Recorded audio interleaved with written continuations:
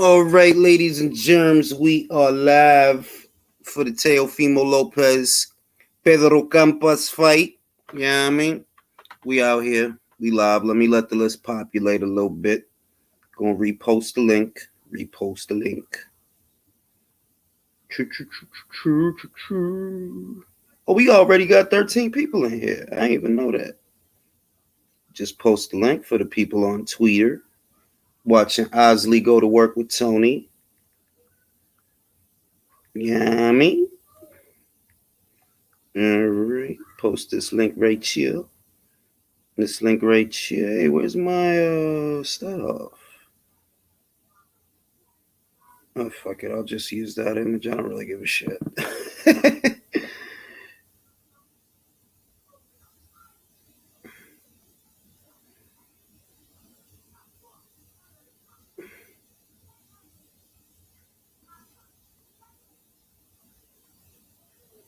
All right. I was goody Nathan, was goody Slick. Rafa, que lo que, manin? Smokey. You know what I mean? And we out here, bro. We about to watch Teofimo get it on. After a couple of fights, we gonna see our man, the prospect of the year last year, Xander Zayas. He gonna Zayas the shit out of the shit. And we waiting for Teofimo to see what he looked like. We got Osley, no relation to the Osley brothers. He out here working. He got Coach Al Mitchell in his corner. That's the same Al Mitchell that coaches Michaela Mayer, who's about to get beat by Alicia Baumgartner in a couple of weeks. And that's what's going on. Fernando, que lo que? Jamie Bourne in the building, son. And yeah, man, we out here. So the talk of the town right now is the Fury stuff, you know? And a lot of people are very forgiving of Tyson Fury because they say, oh, he's such a showman. You know, it's all to sell this and it's all to sell that. Listen, you don't have to be a spastic idiot to sell a fight. You don't have to be a spastic contradictorian to be a showman. The idea that every single time he does something stupid or asinine is that he's being a showman, y'all got to stop, bro. You ain't got to do all that to sell tickets. AJ don't do none of that. And he sell tickets. So stop it with the, yeah, he's a showman. He be showing. He's showing. No, he ain't showing. Only shit he's showing is that something is wrong with his brain. You know what I mean? And the funny thing is that so many fans defend Fury from criticism due to his shenanigans. And he already told y'all he don't give a fuck about y'all. He already told y'all he don't give a fuck what y'all think. And y'all still lap it up. He's a showman. He's a mental health hero. Fam, he don't give a fuck about none of that. Why are you still buying that sales pitch? He don't care about y'all. He don't give a fuck about what you want. What is there to defend? All right, they promoting Michaela Mayer versus Alicia Baumgartner right now. The Baumgartner be Baum in the garden, Baumgartner and all of that. This is the first official promo on ESPN that I have seen for the fight. My man Shakur Stevenson is going to be back very soon with Robson Conceição. Battle with the Pure Boxers. The Orthodox fighter versus the Southpaw. Obviously, I like Shakur for that fight. Virtuoso was good, son. How dare you disrespect Teofimo with this? Yeah, man. And yeah, just this idea that you have to forgive, or that you have to constantly apologize for Fury's asinine antics. Bro, just stop. It's not necessary for him to vacate the Ring Magazine belt. He's just trying to get attention.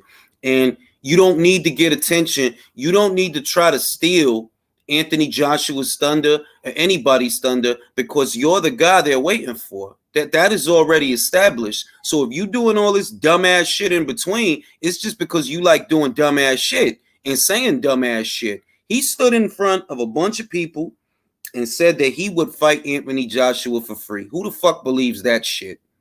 Probably the same people that think he gave his whole purse to charity from the first Wilder fight. They lapped that motherfucking shit up. You really think this man gave his whole purse to charity? You got to be some kind of goddamn idiot. Century was good. Appreciate that.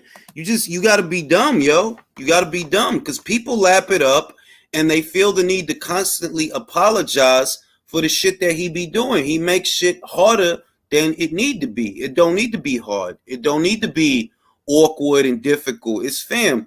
The fight is a week away. Why you vacating the ring belt? For what?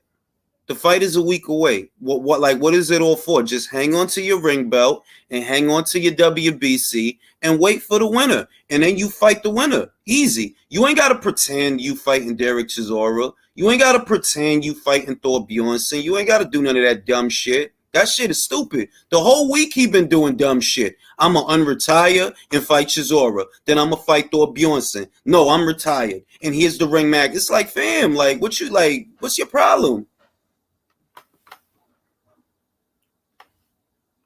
Is in the Illuminati. Who in the Illuminati? T.O. said that?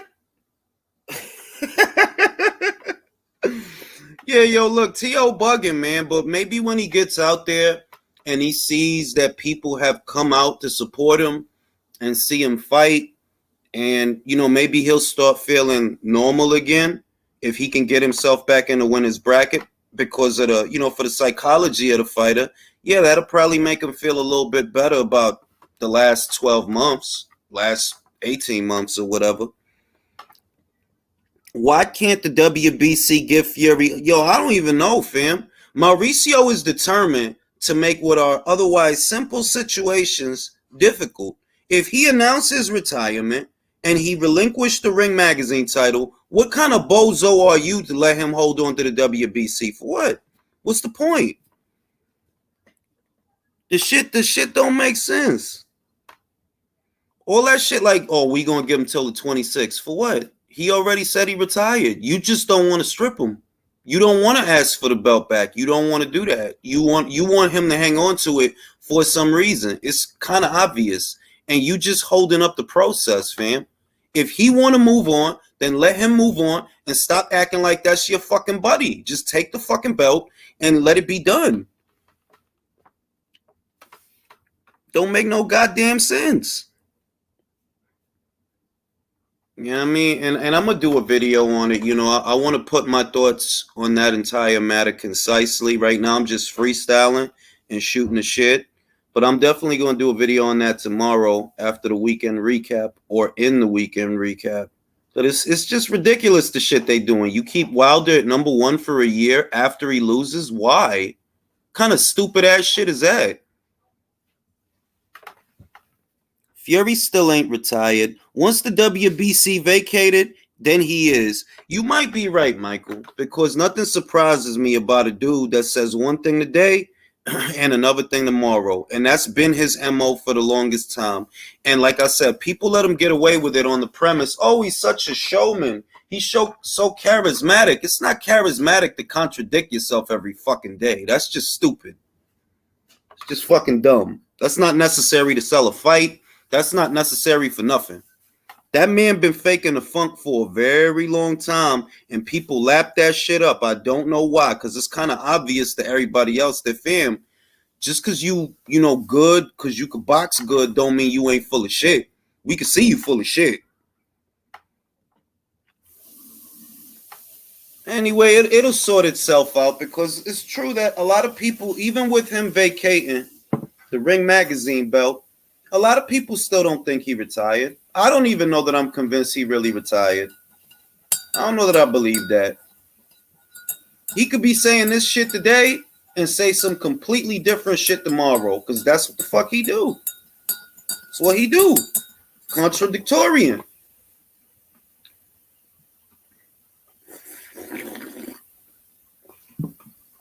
That's what I'm saying. Don't ask me.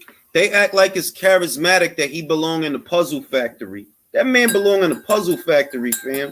Yeah, maybe something is wrong with his brain, but that don't mean you get to be a jackass. It's a lot of shit wrong with a lot of people's brains. That doesn't make their shenanigans any more tolerable. The shit gets annoying after a while. Every AJ fight, you got to do a bunch of dumb shit leading up to the AJ fight. Like, fam, it's obvious that you got like an insecurity type thing going on. Because what is all that for? People going to be looking for you after the fight regardless.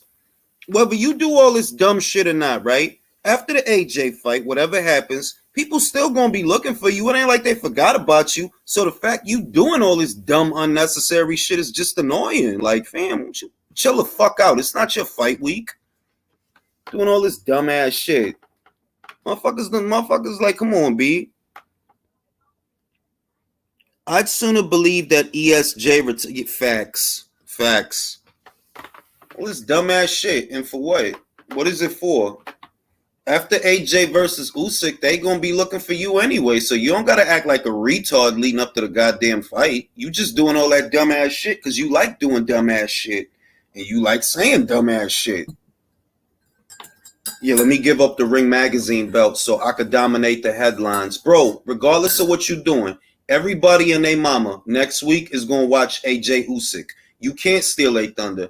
Everybody and their mother is going to watch that fight on this side of the Atlantic Ocean and the other side of the Atlantic Ocean. So all this dumbass shit you doing is just dumbass shit you doing. Ain't about shit. Right, AJ. Give him 2 days before he unretire. I'm unretired, folks. I'm fighting sleep. I'm going to defend my WBC title in the fight for sleep. Now, I want Teofimo to win tonight because I like the young man. I think he's good for boxing. I like his energy. I like his ambition, but I don't like his delusions. And if you can't keep it real with yourself, something real going to happen to you. Something real going to happen to you if you can't keep it real with yourself. Just admit, George got me, but if he want to run it back, I'm for that because I think Teofimo would beat him in a rematch. Just keep it real with yourself, bro. With the extra 15 kgs, Usyk will stop him this time. Maybe he will, maybe he won't. We'll find out next week. I ain't even making bold proclamations. Maybe he will stop him. Maybe he'll get stopped. Maybe the cucumbers taste better pickled. Find out on the next episode of Dragon Ball Z. You know? Shit. Shit happens. That's why we watch. Avo in the building. Heaven forbid T.O. Yeah, man, I don't really want him to lose, bro. Be honest with you, that young man has been through a lot. I want to see him win. I want to see him shake shit up at 140. That's what I want to see. I don't know that he will. I think I'm betting on him to knock out Campas. I think he is going to knock out Campas, but you know, I could be wrong. But that's my prediction. He's going to knock out Campas. That's what I think is going to happen. And we'll see if he do or if he don't. Usyk going 15 kg could damage his stamina. What y'all think? Possibly. He doesn't normally carry around that much weight. It's hard to be agile. It could be difficult to be agile with the added weight. It could take something off his speed, and if it takes something off his speed, it could take something off his punch. In an effort to try to be more durable against what you're anticipating is a more aggressive Anthony Joshua, you may take something off your own speed and mobility. That's possible. It's not the craziest thing I ever heard. I don't think he put on 15 kg, Khan just talking. I mean, yo, they said the dude is well cack. Like, they say he cack. He bulky as shit. It got to be a reason he decided to do that, right? He ain't just doing shit to be doing shit. It got to be a reason he want to approach this fight a little heavier than he did the first fight. Why not? You know, if it work, if it ain't broke, don't fix it. But apparently you think you need to change shit. So it got to be a reason. A delusional man is both an entertaining man, but a risky man to bet on. Wilder being a prime, yeah, that's true. T.O. showed balls in 135-pound division, but people disregard all the work just because, yeah, that's true. And that's why I want him to get back to his winning ways. That's why I want him to win, because I ain't forget that when Gervonta was running away from a Lomachenko fight, Teofimo was running towards it. And you got to appreciate that because, you know, Loma had to go all the way up to 35 looking for smoke because he couldn't find it where he was at. And a lot of guys didn't want nothing to do with him. They didn't want to fight him.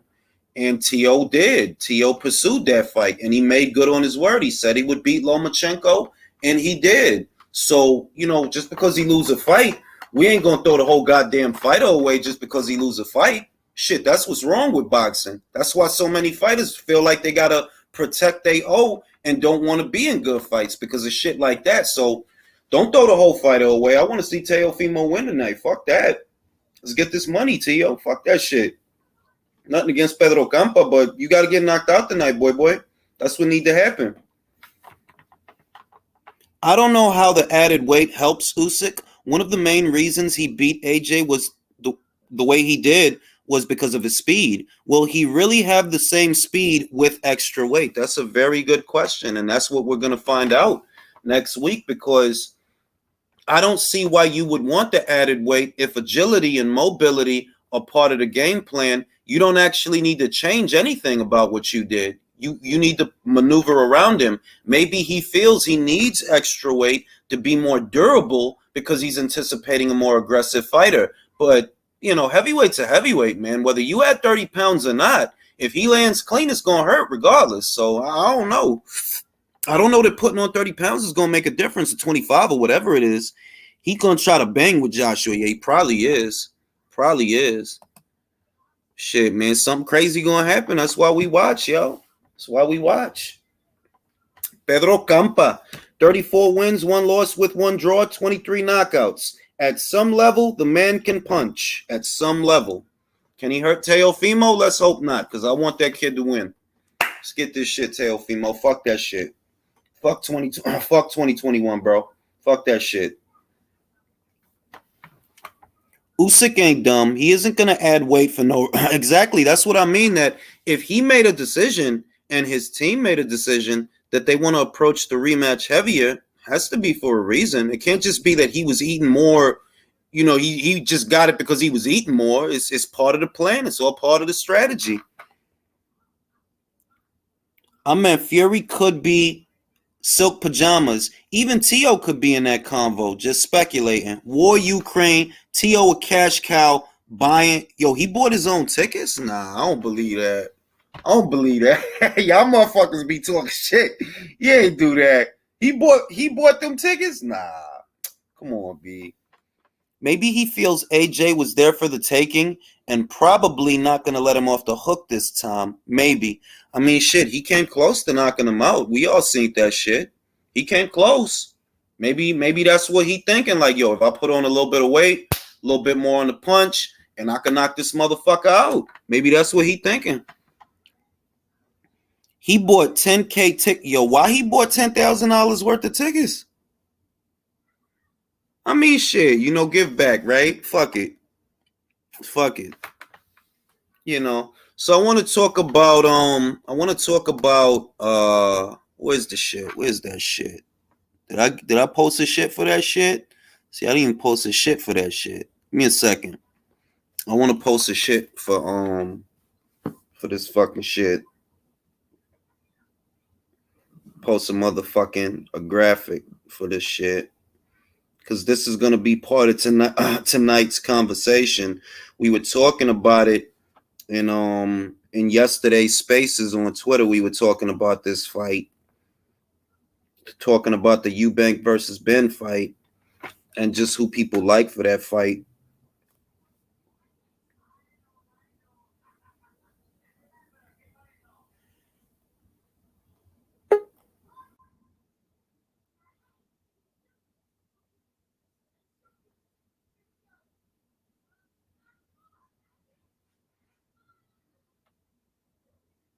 Yeah, so I want to get a graphic up there for that fight. You know, I like the fight. I'm seeing that a lot of people have mixed reviews for what it's worth. Most of what I'm hearing from the Brits is positive. There is excitement, you know, and that's what I expect. I expect that this fight, regardless of whatever, it'll be an intriguing fight, an exciting fight for them. Whereas the Americans, you know, they're always going to say that they're not that excited by it. It's not going to mean to the Americans what it means to the Brits. But me being a Brit, me being from Manchester, it's very important to me. So I'm looking forward to the fight. I think it's a good fight. It's an exciting fight. I want Conor to win because I'm sick of Chris Eubank. I can't take it anymore.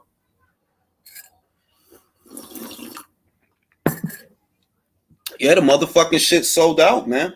Americans still thinking that they need to be invited to the party for it to be a party. No, you don't. You feeling yourself too much, thinking that everything is about you. You know what I mean?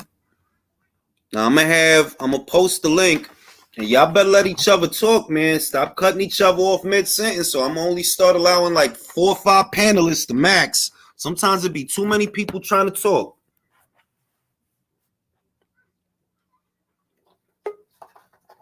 Yeah, man. Hey, we got Avo in the building. Avo, what you think about the Fury shit, man? Tell me what you think about the Fury shit. It's Fury being Fury, man. I wouldn't be surprised if he came out of retirement tomorrow just to come back in retirement on Monday. Exactly. I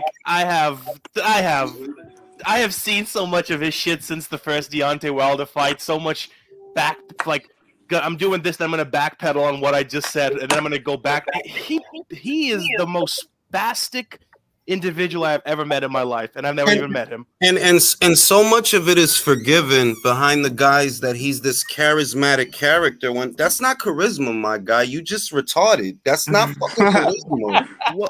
What pisses me off about just like that WC belt pisses me off. Like the people behind it piss me off. It's like you said. I don't get how Wilder is still ranked number 1. He lost 2 of his last fights. It's fucking retarded. Excuse my language. No, but it is. It's like I understood, or I can forgive that maybe you kept him in the top 5 after the second fight because he was a champion. So I get it that, he's not just going to fall straight to the bottom because he was a long reigning champion with about, 9 or 10 title defenses. I get it. But after the third fight, okay, yeah, now he need to drop like in the bottom of the top 10 because he hasn't even fought since then. So how could he be number 1?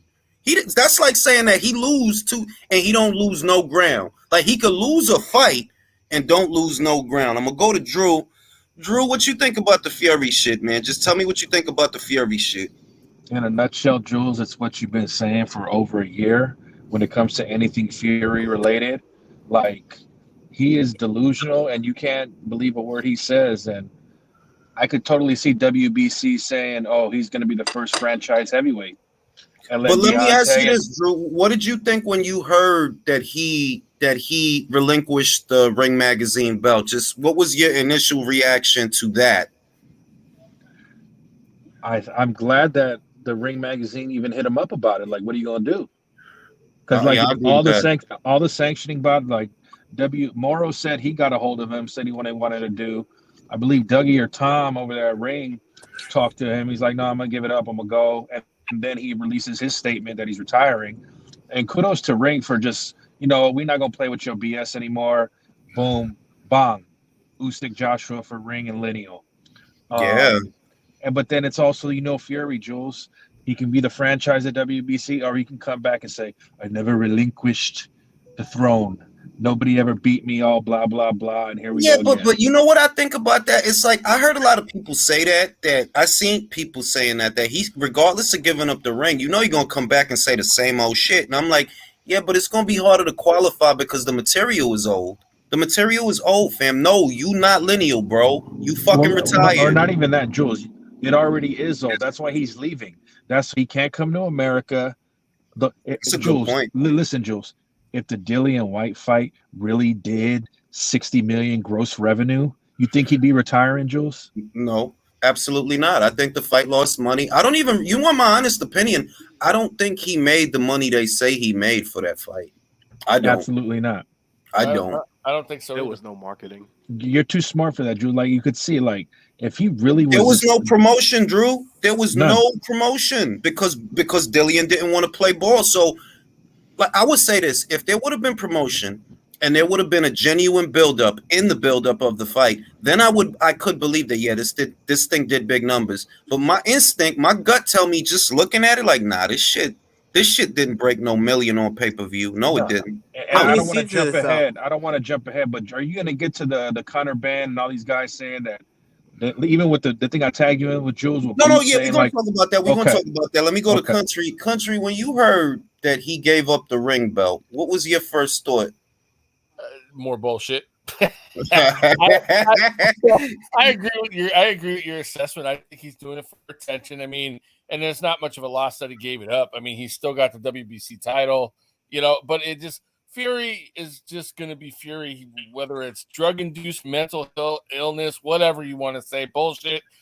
He's off the freaking chain, dude. And I mean, I'm to the point now. I mean, I liked him for a good while, but I'm to the point now where it's just like every time I hear shit, it's like, yeah, okay, whatever, man.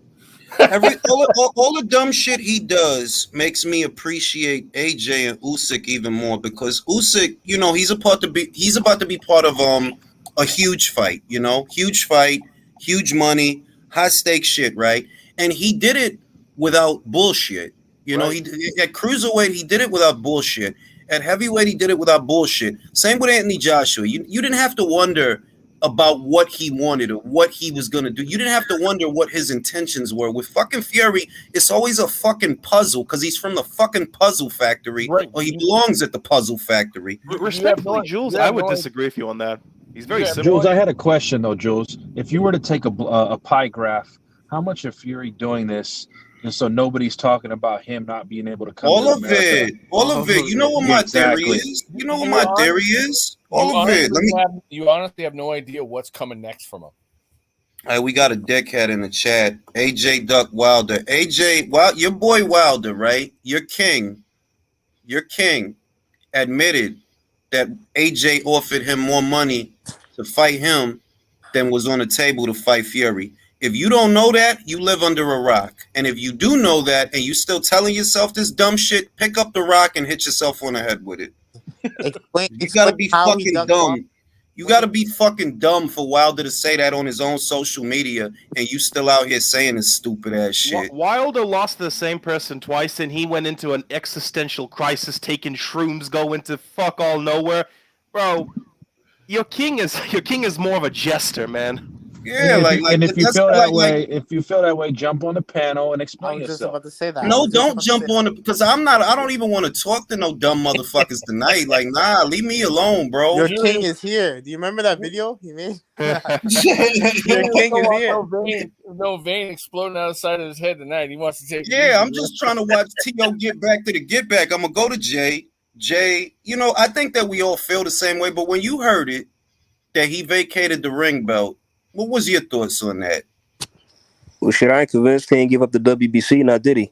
Nah, he didn't. Because like, I don't know if y'all caught it on Twitter. Eddie Hearn did an interview and he was saying, like, I don't know if he's been watching this on the relay, but he pretty much said we've all been thinking it's like every single time, you know, Joshua has a big fight, he does stuff like this. Literally, I saw the interview. I saw it.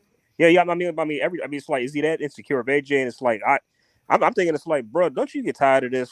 I mean, seriously, it's Look, like I've been saying that shit for about 3 years. That the whole thing of Wilder and Fury was an effort to try and eclipse Anthony Joshua, and it didn't work because your receipts are what your receipts are. You know, neither one of you individually is the same draw that he is. So if this was an effort to try to eclipse his marquee value, it didn't fucking work. Your last fight was a $41 million fight. His fight is an 88 million pound fight. I'm pretty sure it's close to 100 million when I apply the conversion rate because I haven't applied it. But 88 million pounds is close to $100 million because the pound is worth more than $1. And it's like you doing all this dumb shit so you can still be in the background. You a background character, bro. Till you get in that ring and you fight either Usyk or AJ. You a background character. And Jules, that's just the site fee. That's not even going into consideration AJ sponsors. Real shit. That's just the purse we talking about. That ain't even counting all that other fucking money. The Hugo Boss money, the motherfucking all that Betfred money, all that bullshit. He didn't even sell out Wembley. There you go. Can I ask you a question, Jules? Go ahead. 2 questions actually. First one I need to answer. Is like the Chisora fight or the Thor Bjornsson fight confirmed yet for him? I'm just curious. Bro. Okay. No, Chisora gave the dollar amount that Fury offered him. And you know it's not a real offer when it's $2 million. Bro, Chisora could get $2 million fighting at the fucking O2 against some bum. The reason he could get that by himself. The reason I'm asking this is because remember a couple of months ago, $500 million to get me back in the ring. No, and as much as I love Chisora, I love him. I love him all losses and all faults, whatever.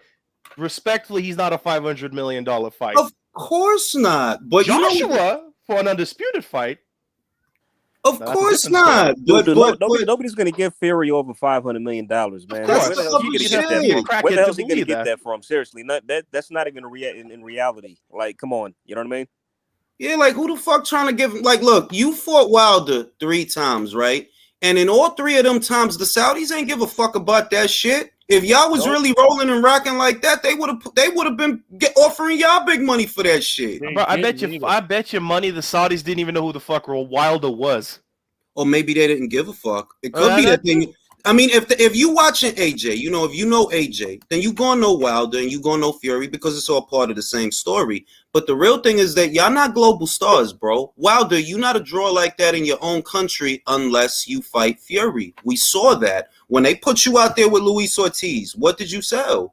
Damn near nothing. All you did was lose people money. Fury, you not a draw like that neither. They put you out there with Otto Verlin. They put you out there with Tom Schwartz. What did you bring back? The only way y'all could draw is with each other. So motherfuckers don't even really fuck with y'all individually like that. Well, to be fair, the first time they fought, they didn't even make that much. It was the second time because of all the promotional costs they went into it. And even then, they put I remember when the second fight was happening, everyone, like, every 5 seconds I had an ad for it. And I remember, I think it was you, I remember watching, like, dude, they didn't even make their money back. That's how much the promotional costs went into that second fight. Well, they did a good job promoting. If you think about the difference in the first fight, right? Just what it got on pay-per-view. And the difference from that to the second fight. They did do a good job promoting it, but they spent too much paying these guys. Like, bro, if you give him 30 and you give him 30, that's 60 mil in guaranteed purses, bro. You way overshot it. You could have gave Fury 10 and Wilder 15, and then there will be an upside for you to be able to give them that money without losing nothing. But the way y'all did it, y'all just ended up losing money. Mm-hmm. They had 3 fights, and not one of them sold out in seats at any of the venue. Motherfuckers will tell you 19 million at the gate all motherfucking day, but what they won't tell you is it's still lost money. Why? Look at what they spent to do it. It lost money. Jules, you know how much people pirated the fight? You know how much people pirated the fight? I don't know. I didn't check the Musso report. I know. I did. Probably over 10 million people. I know. I did. That's you know what I mean. Yeah. Now let me go to Virtuoso. When you heard he vacated the motherfucking ring belt, what did you think? I figured that, you know what, that Ring Magazine, their ranking system, they don't bullshit, because the first guy, the number one contender is Usyk, and I think they do have mandatories, right, attached to them. No. What they have is a rule that you have to fight. I believe it's a top 5 fighter every 3 years. It's a rule like that you have to fight a top 5 or a top. Yeah, I think it's a top 5 every 3 years to keep the ring belt. But they don't order you to fight them. It's just they let it happen, and whatever's whatever. All right, so yeah, I didn't think much of it. I knew that he was still gonna hold on to the WBC because they just keep cutting him slack. And if I believe this guy was indecisive about his future, I say, he changes his mind the way a girl changes clothes.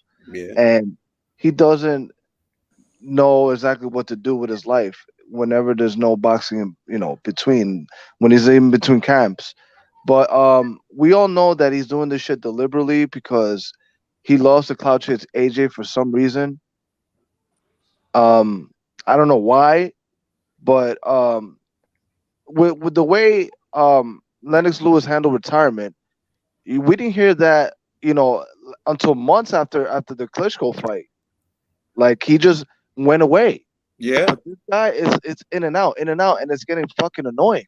And it hurts his legacy because it's like, bro, or at least not even Fury. I don't actually think Fury cares, but his fans care. His fans want him to be up there with Joe Louis and Lennox Lewis and Muhammad. That y'all want, and it's like, fam, he don't move like them. He not in that conversation. You have literally announced your retirement 3 times, bro, and it was always voluntary. Ain't nobody running you out of nowhere. You doing that dumb shit for no reason. Jules, there's a psychological reason for this. It's called Stockholm Syndrome. Stockholm Syndrome is when you adopt the properties of your captor and sympathize with them. Exactly. Fury is just a fucking bozo. Like, Yeah, bro, yeah, and thus his fans are bozos, so they sympathize with him. Oh, right, yeah, his fans. Yeah, I could Exactly. see that. I could definitely see that. Exactly. They're fucking ballooning bozos. It all makes sense. Now, let me read the super chat. Thoughts about Portaway podcast discrediting Ortiz, saying he isn't ready for Boots, TC, and ES. I understand ES and TC to a certain extent, but VO has a better resume than Boots, and that would be a great fight. Personally, I think this, right? I think that everything is show and prove. If Boots is better than what we've seen, I don't know. I don't know what kind of chin you got. Why? You haven't fought a puncher. You know who has? Virgil. He fought Mean Machine, who dropped Crawford. So I know his Mean Machine, when he hit a guy, I know that's for real. Because when he hit Crawford, he did go down. They didn't rule it a knockdown, but I know what I saw. His glove touched the canvas. All right, now, I seen Virgil in there with a puncher, at least one. When am I going to see Boots in there with a puncher? That's not a knock on Boots. But this is what I'm talking about. You rewarding a guy just because you like him, not because of no shit that he did. You just rewarding him because you like him. And you liking him don't mean shit to me. It don't mean shit to me. You know what I'm saying? A lot of motherfuckers like Beyonce. I don't. I like Rihanna. That was me. You know what I mean? I don't give a shit about what you like if we're going to get into the like department. You know what I mean? And still seen as certified gold. Now let me go to Leo. Leo, when you heard he vacated the Ring Magazine belt, what was your initial thought? To be honest, I thought it was a good thing because he's supposed to be retired. So there is no need to Tyson Fury to hold any belts. If he is retired, like he says, he should be partying, going to vacations, and disappear into the horizon. You made it. You made a bunch of money, and you win against Vladimir Klitschko. You won against Wilder, and you won against Dylan White. That is a great win. I mean, it's a good win. No, it is. It's good. It is good. It's good. So it's a good career. And you said you retire, and you're gonna stop talking about what you're gonna. It's difficult for me to hate someone. Mm-hmm. Even in one moment, I hate Wilder for all this, but I understand Wilder now because all the angling, you are not gonna make that career without that kind of angling. That's a fair point. He wouldn't have made the money that he made if he didn't do what he did. That's a fair point. No, but with Tyson Fury, it's different because you have it all. You have the talent, you have the elite skills, you have the size, and you have charisma. That is undeniable. But for some reason, I don't want to say the reason really, because I don't want to sound in a certain way. But for some reason, you keep putting yourself into a corner when most of the people don't like you because you cannot like someone so inconsistent all the time. Exactly. And that's why he had to come to America. That's why he had to reinvent himself, because the people in the UK knew who he was and what he was. Even after the Klitschko fight, he had to reinvent himself. Hey, Jules. Yep. This Krypton clown's asking to be blocked, man. Yeah, he's a troll. He's a troll. You can get rid of him. I don't even see him. He's just sad his king lost twice to the same fat boyo. Yeah, let's remind him. Just remember, bro. Wilder chose to get his ass beat 2 times. For less money. Yes, he did. For less money. He did. The dude, if that's what you relate to, bro, that's your king. The dude that chose. Let me let this fat spastic guy beat the shit out of me 2 times over the course of 2 years. That's your man. Let me go to Julio. Julio, you heard that Tyson Fury has vacated the Ring Magazine title. Upon catching wind of this news, what was your first thought? Tyson Fury is a nut. But I think like I don't really pay attention to what he says because it's like beating a dead horse. You guys pretty much summed it up. But if you listen to what Bob says, he's pretty transparent about what their plan is. There's a reason. I think Suleiman knows it too. That's why he gave him precisely a week after the result of the Usyk Joshua 2 fight for him to vacate the title. Bob pretty much said like, yeah, they're gonna look to unify with the winner of that. But if they're injured, then they might fight Derek Chisora if like there's like a layoff for the winner. But and he even said it himself, like, yeah, Tyson Fury is just doing this shit to like be relevant. It's the same clout chasing that we see like with Tank Davis every time someone else fights. I mean, that's what I look at it as, promotion by way of name association. That there's a reason that Mauricio gave him exactly 2 weeks until a week after the Joshua versus Usyk fight. And Fury, being who he is and the way he is, and his fans wanting to suck his dick, he'll unretire and they'll act like nothing happened and not even question, okay, then what was all that bullshit 3 weeks ago about? What was all that about? That's actually literally what Bob Arum said. That's why he does it. He says he gets so many hits on his social media platforms that he has a built-in audience to where he keeps doing it because he keeps getting like, that's how he stays relevant, literally. Like, that's actually like word for word what he said. And that's fucking ridiculous that you have to resort to this between fights in order to be thought of when, you know, after Joshua versus Usyk, right? Irrespective of the shenanigans, people are going to be looking for you. So you're like that kid that can't just sit the fuck still and sit the fuck down and shut the fuck up. That's how Fury is. He's that kid that needs Ritalin, like, yo, fam, like, what the fuck is wrong with you, bro? Sedate his ass. Julius, look, and the worst of all, it is not necessary. You are Tyson Fury.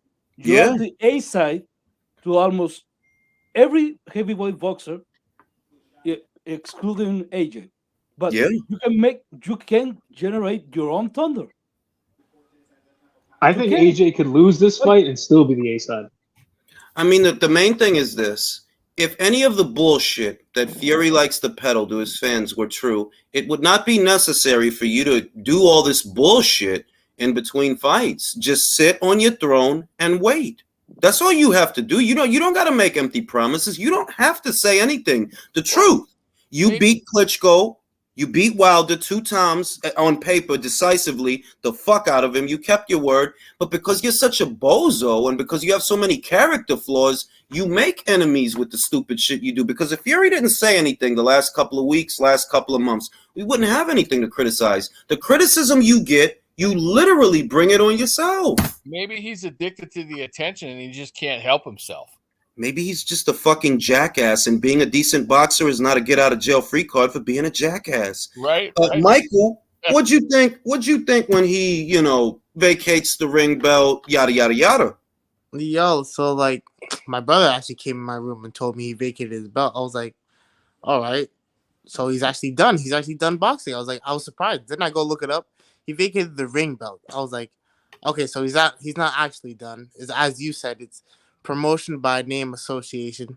He what it is, he knows the belt's gonna go to the winner of AJ and Usyk. Yep. And then he can just fight for it again whenever because they're gonna fight. I think because he can vacate the WC. He can vacate the ring belt. He can vacate it right now. But this is the thing. But the WBC as well too. Does the undisputed heavyweight title fight, because a lot of what he does is forgiven by his fans because they consider it promotion, right? Yeah. If AJ wins, do you think the fight needs promotion? No, it sells itself. It sells itself. But here's the thing. He made it. You go ahead, Jim. I was just gonna say people have been waiting for that fight forever, man. But go ahead. I'm sorry, I didn't mean to cut you. Since Lennox Lewis in 2000. But now, how does he look when he said, "Oh, I'll fight for 500 million"? But then in a video 2 weeks ago I saw, he said, he made it very clear. He said, I'll fight AJ for no money at all. I don't want to fight him for anything. It's going to be a charity match. Blah, blah, blah, blah, blah. And now how is he going to look if that fight gets made? How does that work?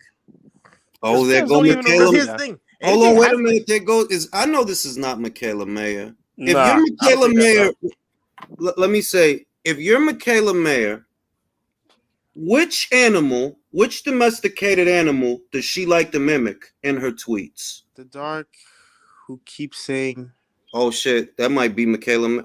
Why the fuck would Michaela Mayer be watching this channel? Hey, there's one. It says the dorks who keep saying Fury is scared of Usyk are the same dorks who were saying Fury was scared of Duck. That's not the real Michaela Mayer. That's not the real Michaela. That's not the real Michaela Mayer, dog. That's all right. If you the real Michaela Mayer, what's her favorite group? LGBTQ. I'm kidding.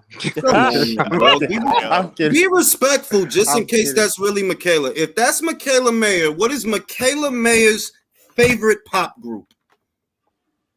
Damn, I don't even know that. Why the fuck do you even know that? Why do you even know Listen, I'm CIA. I know a lot of things about all of you. He's Capricorn. Me sometimes with his knowledge. I'm CIA. I know a lot of things about all of you. And 4 codes. That's not the right answer. Okay, busted. Exposed. Right. Maybe I'm off base. I'm gonna ask you one more question. True or false? Were you in a rock band? I know that. If you're really Michaela Mayer, you'll know that. If you're really Michaela Mayer. I feel like that question has a 50% chance of getting right or wrong, though. Let's stop wasting time on this bullshit. Yo, fuck with Michael, bro. Fucks with Michael. He think just like me, yo. Oh wow. Oh, all right, Michaela. If that's really you, Michaela, I'm gonna assume that's you.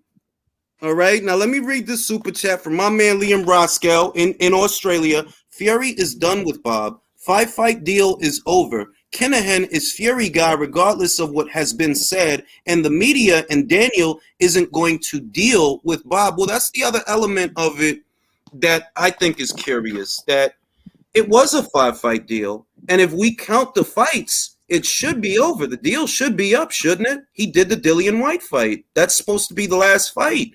By all rights, he should be a promotional free agent right now. And the offer, which I thought was curious, but I didn't spend a lot of time on it because it's Fury, bro. Why spend a lot of time on things he says?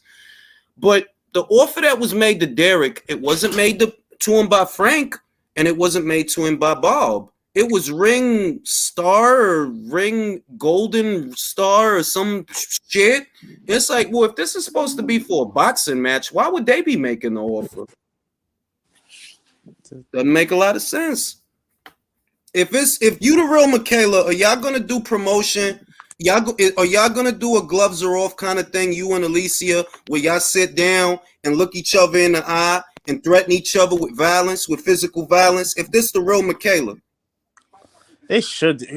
Oh my god, that pisses me off. Is being promoted by the wrong people, man. It is, bro. Like I need Sky Sports to get them both to sit down and do a Johnny Nelson gloves are off sit down where they get to be face to face and it's bodyguards there and they just talk a little bit of shit. That I need that.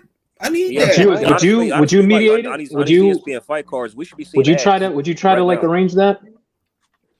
I mean, if I don't see that in 2 weeks, if I don't get that 2 weeks out from the fight, I'm going to try to do it myself. If I don't see that, that'd be dope as hell. I've never interviewed Michaela Mayer before. The contract. I've never interviewed Michaela Mayer before, but if I see that Sky hasn't done it or Top Rank hasn't done it, what I'm gonna do is I'm gonna reach out her, I'm gonna go through her thing, because you got to go through an email for Michaela. Like, you got to email somebody and then they'll try to do it, and I'll hit Alicia up and then I'll try to do it here on the channel if Sky doesn't do it. But according to Michaela, if this is Michaela, it's in the contract. I don't know, bro. I don't know. Like, I didn't think Tim Bradley was in the comments, but he was there, bro. I didn't think that was Sonny Edwards, but he was there. I don't be thinking a lot of people be who they is when they in the comments, but it end up being them. So that's the right mentality. That's the right mentality. Nah, it's not that I never had a bad experience with Michaela. It's just I am biased. I'm Team Baumgartner. I'm biased. I don't hide that shit. Team Baumgartner, Ohio, Detroit, Fist of the Lion. You know what I'm saying? It's gonna be an uppercut. I'm calling it. Bro, it's gonna be a Since good Derek fight, bro. Chisora came up earlier. Who's Do you guys doing remember the gloves off he did with Dillian White? Do you remember? Yeah. Like Johnny Nelson asked him, "So Derek, how do you plan on beating this man?" And he said, "You know those laxative pills you pop them, and you go to the bathroom 30 minutes later. That's how I'm gonna beat him." And then All Derek right. looked at him like just befuddled, like. I remember that. I'm gonna ask you one last question, Michaela. What is Virginia Fuchs's nickname? You should know that one. That one's easy. What's her nickname? What did y'all call her when y'all was in the amateurs? That's an easy one. Even I know that because I was there. I'm CIA, International Man of Mystery. Yo, he has Michaela's DNA sequence. So you don't even know. I have it. I have the What's her file. blood type? What's her blood type? Ask me that. Fuck. I can't tell you that. That's privileged information. Jules, man, you scare me with the amount of shit you know sometimes, man. You fucking CIA. CIA, bro. I get paid to know. I get paid for Capricorn. this shit. And that too, I'm a Capricorn. By the way, Bro, Jules, that's a nice jacket you got on, man. Oh no, I mean this another one of them Aero Post style shirts, bro. I love, you know me, I'm a New Yorker. I love the fall. That's when the fly shit come out. And you can wear shit that plaid, dog. Give you that. I'm Lumberjack Joe, bro. I'm not one of them I'm not a highfalutin Harlemite. There's Harlemites, they highfalutin. That has never been my MO. I'm very low key because I'm in the CIA. The CIA issue jacket. Say it What's again? the shoe game like? That's CIA Well, this issue. is, believe it or not, this is actually Kevlar. Yeah, this shit can stop a knife. Let me stop. Let me stop. Alien Kevlar, right? You know what I'm saying? Yo, where the hell is Jared Anderson? When is why is he not he's fighting? coming back. He was injured. He was injured, I believe it was. He was supposed to fight on a card a couple of weeks ago, but he had to pull out. I think it was an injury or something. Yeah, but he's gonna fight though. Last time I recall, he was supposed to be on the White Fury undercard, and he needed to be because that outside of Isaac Lowe getting the shit beat out of him, awful. That shit is awful. Bro. He fights on the Kome Pedraza undercard on the 27th. So just all right. Let me go to Willie. Willie, you know we all talked about Tyson Fury vacating the Ring Magazine title, right? What did you think about that? What were your thoughts? Your initial thought when you heard he was going to vacate that he vacated the title? You want to know the truth, or you just want me to dress it up? No, fuck the shit. Give me the truth, dog. Fuck that shit. This crazy son of a bitch can sell salt to a slug, man. I've been watching him for a long time, ever since he lied about the Undisputed Championship, and he's been making some weird-ass moves. Like, why is he trying to get all this money up with his energy drink shit? Why is he talking about money all the time? Why is he always, trying to keep Anthony Joshua's name in his mouth? And why is he always trying to garner the public's attention? I think this dude is on some slick shit. I don't think something's going on, Will. You think like it's just some other shit? I do. I don't think this is normal. I think that this guy is planning something big. I just don't know what it is because, like, it's just weird to me that he's trying to make all this money. He's trying to garner all this attention. And it's also, very convenient that you would just vacate the ring belt, which tells me that Lineal didn't mean shit to him at all, that he would have just thrown it away at any point if it got him more money. You're wrong. You're not. I agree. I think that the only reason he talked up Lineal was because it was a marketing angle. That's all it ever was to him. That's what I believe. All it ever was to him. Like, come on. Like, he ain't worried about that shit. That man won't stand for ceremony. We all know that. Yo, Jules, you mentioned the gel blasters, but sorry, not gel blasters, the fucking energy drink. But I'm saying, I spoiled myself. I'm just saying, 2023 Tyson Fury gel blasters, bro, in your local Walmarts. I'd buy one. I ain't going front. If it's shaped like Fury's head, and the gel blasters come out of his mouth, I would buy that shit. Bro, a fucking Fez dispenser. I would buy that shit. I would buy that shit. I ain't going front. That's some good shit. Yo, by the way, fellas, right quick. Jules, sorry to cut you off. David Lemieux announced his retirement today, and also R.I.P. to his pops. I don't know if y'all know what happened. Oh yeah, I know what happened. It's terrible. Yeah, that was horrible. It's terrible. It's eerily similar to not exactly similar, but Chris Van Heerden's father was gunned down. David Lemieux's father was gunned down. It's terrible, bro. It's terrible. What's going on out here, bro? So, I mean, best of luck to David, man. He gave us a lot of good knockouts, man. Best of luck to him. Man. And he's a fellow Capricorn. Bless up David Lemieux. Bless up his wife and his kids, bro. God bless He him. He was entertaining. Too much violence, man. Now let's talk about some Eubank versus Ben. I'm gonna start with Papa Roach. Papa Guy. Do you like this fight? I guess. Oh, come on, just out with the shit. You like the fight? Do you not like the fight? Fuck Chris Eubank Jr., man. Fuck this asshole. Bro, tell us how you really feel. You have the fucking nerve to call out guys in welterweight, you fucking pussy. Now, I got a different question for Will. Will, we know that there's a catch weight and a rehydration clause. Do you have any aversions to these stipulations, that it's at a catch weight and that there is a rehydration clause? Honestly, this has never happened before in the history of the sport of boxing. So I'm kind of curious about how this is going to go, because either they're going to bloat up Ben to the point to where he's not the same fighter that he was at all, and he's going to be a fish out of water against a much bigger, healthier Eubank, or he's just going to knock him the hell out. It's just one of those things where we have to literally wait and see what happens. Michael, do you because some people, catch weights, it really depends on who you ask, because a lot of people don't like catch weights and a lot of people don't like rehydration clauses. A lot of different people have a lot of different takes.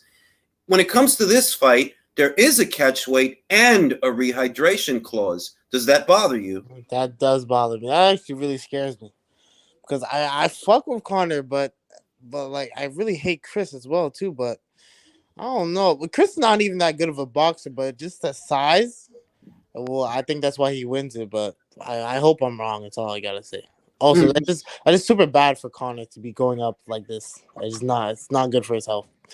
Julio, Chris Eubank Jr. is not exactly his father. He's not like a great boxer. He sucks. He fucking blows. And one, do you like Connor's chances? And two, do you have any reservations about the catch weight? Reservations about the rehydration clause? Does any of that stuff bother you? It doesn't bother me at all. But it has to be in these types of scenarios, in these weird type of matchups that don't really, this is not really, your normal type of fight. So, but if it was like, a welterweight who didn't like cutting weight against another welterweight for a title, then yeah, fuck the catch weight and all that shit. Just fight at the championship weight. But in this case, look, Eubank's annoying, but what he said was true. Like, this is how you make the fight competitive, because he's a super middleweight and Conor Ben's a welterweight. So exactly. I don't have a problem with it in that sense. And just as a fight, like from a spectacle standpoint, I said this earlier on your Twitter space. This might be bigger than Crawford Spence. Oh, I agree with you 100%. Sinicia Estrada is on screen. She's looking good. I can't lie. Ay, Dios mío. Can't lie. Okay, cálmate, gente, cálmate. Okay, Leo Santa Cruz. Yeah, she's a great fucking fighter, man. I just have to say that she's a great fighter. I'm very happy for this fighter. Yeah, I'm just happy to see how far things have come to where now you're gonna get to see this kind of talent on ESPN. I've been ranting and raving about this fighter for a long time, and it's a ride. Back to Leo. Leo, Conor is a more ambitious fighter, I would say, than Chris. Chris is really not that good. The main advantage that he has is that he is bigger and more experienced. Do you like Conor's chances in this fight? And do you have any reservations about the catch weight and the rehydration clause? Does any of that stuff bother you? I like Conor Ben chances in this fight because, in my opinion, Chris Eubank Jr. is like. Have you played Mortal Kombat? Oh, which one? Because I was a big fan of many of the games, and I've played many of the games, just not the recent ones. Yeah, have you played like the recent one? You see that guy that is smashing buttons, and sometimes he does a good combo. For me, that is Chris Eubank Jr. Sometimes, if he's inspired and is throwing a lot of punches, because for me that was the Anthony Yildirim Yep, knockout. yep. He was just smashing buttons. He was throwing hooks after hook. He dodged a little one, and he nailed. He got one in. He got one He in. got one in. He got the perfect shot. But in terms of IQ, nah, this guy doesn't have it. But He's a basic fighter. You know, he's got good power, good chin, but he's a basic fighter. He's a basic fighter. I will not even describe like a basic fighter, because basic fighters like Errol Spence. Errol Spence is a basic fighter, but he's a good fighter. That's true. But this guy, I think he has elite qualities. He trains hard. He stays in shape. But besides that, like if his name is not Chris Eubank, will we even talking about this guy? That is such a fair point. With the kind of career that he's had, right? That is such a fair point, that with the kind of career that he has had, if his name weren't Eubank, we would not be talking about this dude, bro. We would not be talking about. We wouldn't. We literally would not be talking about this dude. He'd still be fighting in clubs. Because, like, could I ask you a question? Like, what has Chris Eubank Jr. done in his career that people are going to remember him for? Fight domestic like, level fighters. Really? I mean, what has he done? I think the most memorable moment in Chris Eubank Jr.'s career could very well be getting knocked out by Conor Benn. Oh, God. Oh, God. That could be the most memorable thing that ever happens in his career, bro. Getting beat up by an over-the-hill George Groves? Oh, there's that. There's that. too. Yeah, about the rehydration clause. That's sad. What about wearing a leather jacket in the middle of the summer? No. If we can put in the contract that Chris Evans Jr. has to shot himself in the foot before the fight, I hope the Conor Benn team can make that, because everything that can diminish Chris Evans Jr.'s performances in that fight, I will support. Has my full support. Slick says, I heard it was Conor's people that sent the contract. Yeah, it's Matchroom financing the fight. That's how you know that it was Conor's side that sent the contract, because it's a Matchroom show. It's going to be on the DAZN platform. So naturally, it would have had to have been Conor's people that sent the contract. Slick says, agree with Leo. Chris can't find a style. That is so true. He can't find a style that suits him. Right now, he's trying to be Roy, you know? And if there was a good Eubank, it was the one before Roy. They were, you know, he threw combinations, and he was actually better before, or at least he looked better before. Now he just looks awkward, and I don't understand him. Like, you're not Roy, bro. That's the one I preferred, like the Abdi Yildirim version when he steamrolled him. That's the one I liked. Focused Eubank. Focused Eubank. Virtuoso, do you like Conor's chances in this fight, and do you have any reservations about the catch weight, the rehydration clause? Does that stuff bother you? No, but I understand the purpose though. I think the catchway is like to even the playing field, session wise. But Chris Eubank Jr. is still gonna have a size advantage. I mean, it's not gonna change his height. Your mic is muffled, Virtuoso. Your mic is muffled. You're underwater right now. Yeah, sorry about that. I have my thumb over the fucking microphone. Chris Eubank, I think the first of all the weight stipulation, that shit don't bother me. I know purposefully is for to level the playing field, but that's just for like in case, you know, Chris Eubank has the muscle, you know, volume in case he rehydrates. Like, I don't think that's gonna be much of an issue. I think it does help Conor Benn, but I still think that Chris Eubank is still the harder puncher, and I don't know. I'm still holding out hope that Conor Benn could possibly pull this off, but man, I don't know, man. I just think it's gonna be. There's an element of danger, man, when you're fighting somebody who's bigger than you, man. Because even though with the hydration clause, it's not gonna change his height, it's not gonna change his reach. It's just what the hell they're gonna bring to the table once they square up on each other. That's a fair point. I mean, he is still going to be the naturally bigger guy. Rehydration, everything is everything, but he is going to be the naturally bigger guy. Jay, Connor's moving up for this fight. In some ways, Chris is moving down. Do you like Connor's chances in this fight, and does it bother you that there's all these stipulations? Yes, I do like Connor's chance for this fight, and no, it doesn't bother me because you guys have said it's like it pretty much evens the playing field for both guys. Because honestly, I mean the main level of why I'm excited for this fight, it represents like several levels of intrigue. It's like honestly, what's really going to happen, we don't know, because we also Chris Eubank Jr. at the presser. I don't know if y'all saw that press conference. I seen that. I personally loved it. He's been hilarious as a fucking cocksucker, and I love it. And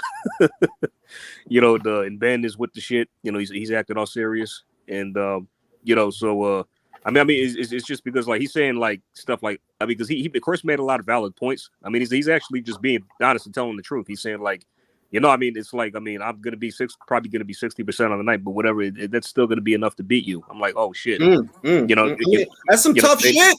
It is, and he said that'll be enough for me to do whatever I want with you.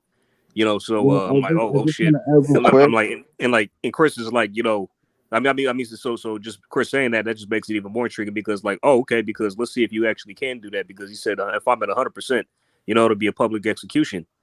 But the thing is about that is like, what if the weight cut drains him so severely that he just falls with the first clean shot he's hit with by Conor, and he can't, and that really diminishes his punch resistance, That's the danger, and I guess that most people don't realize that it's not just the catch weight, having to cut an extra 3 that you don't normally cut, which could cause you to leave it all in the gym. It's also the rehydration clause the day of, that you don't even get to, really reload. You don't even get to do that. So he gets hit with a clean shot.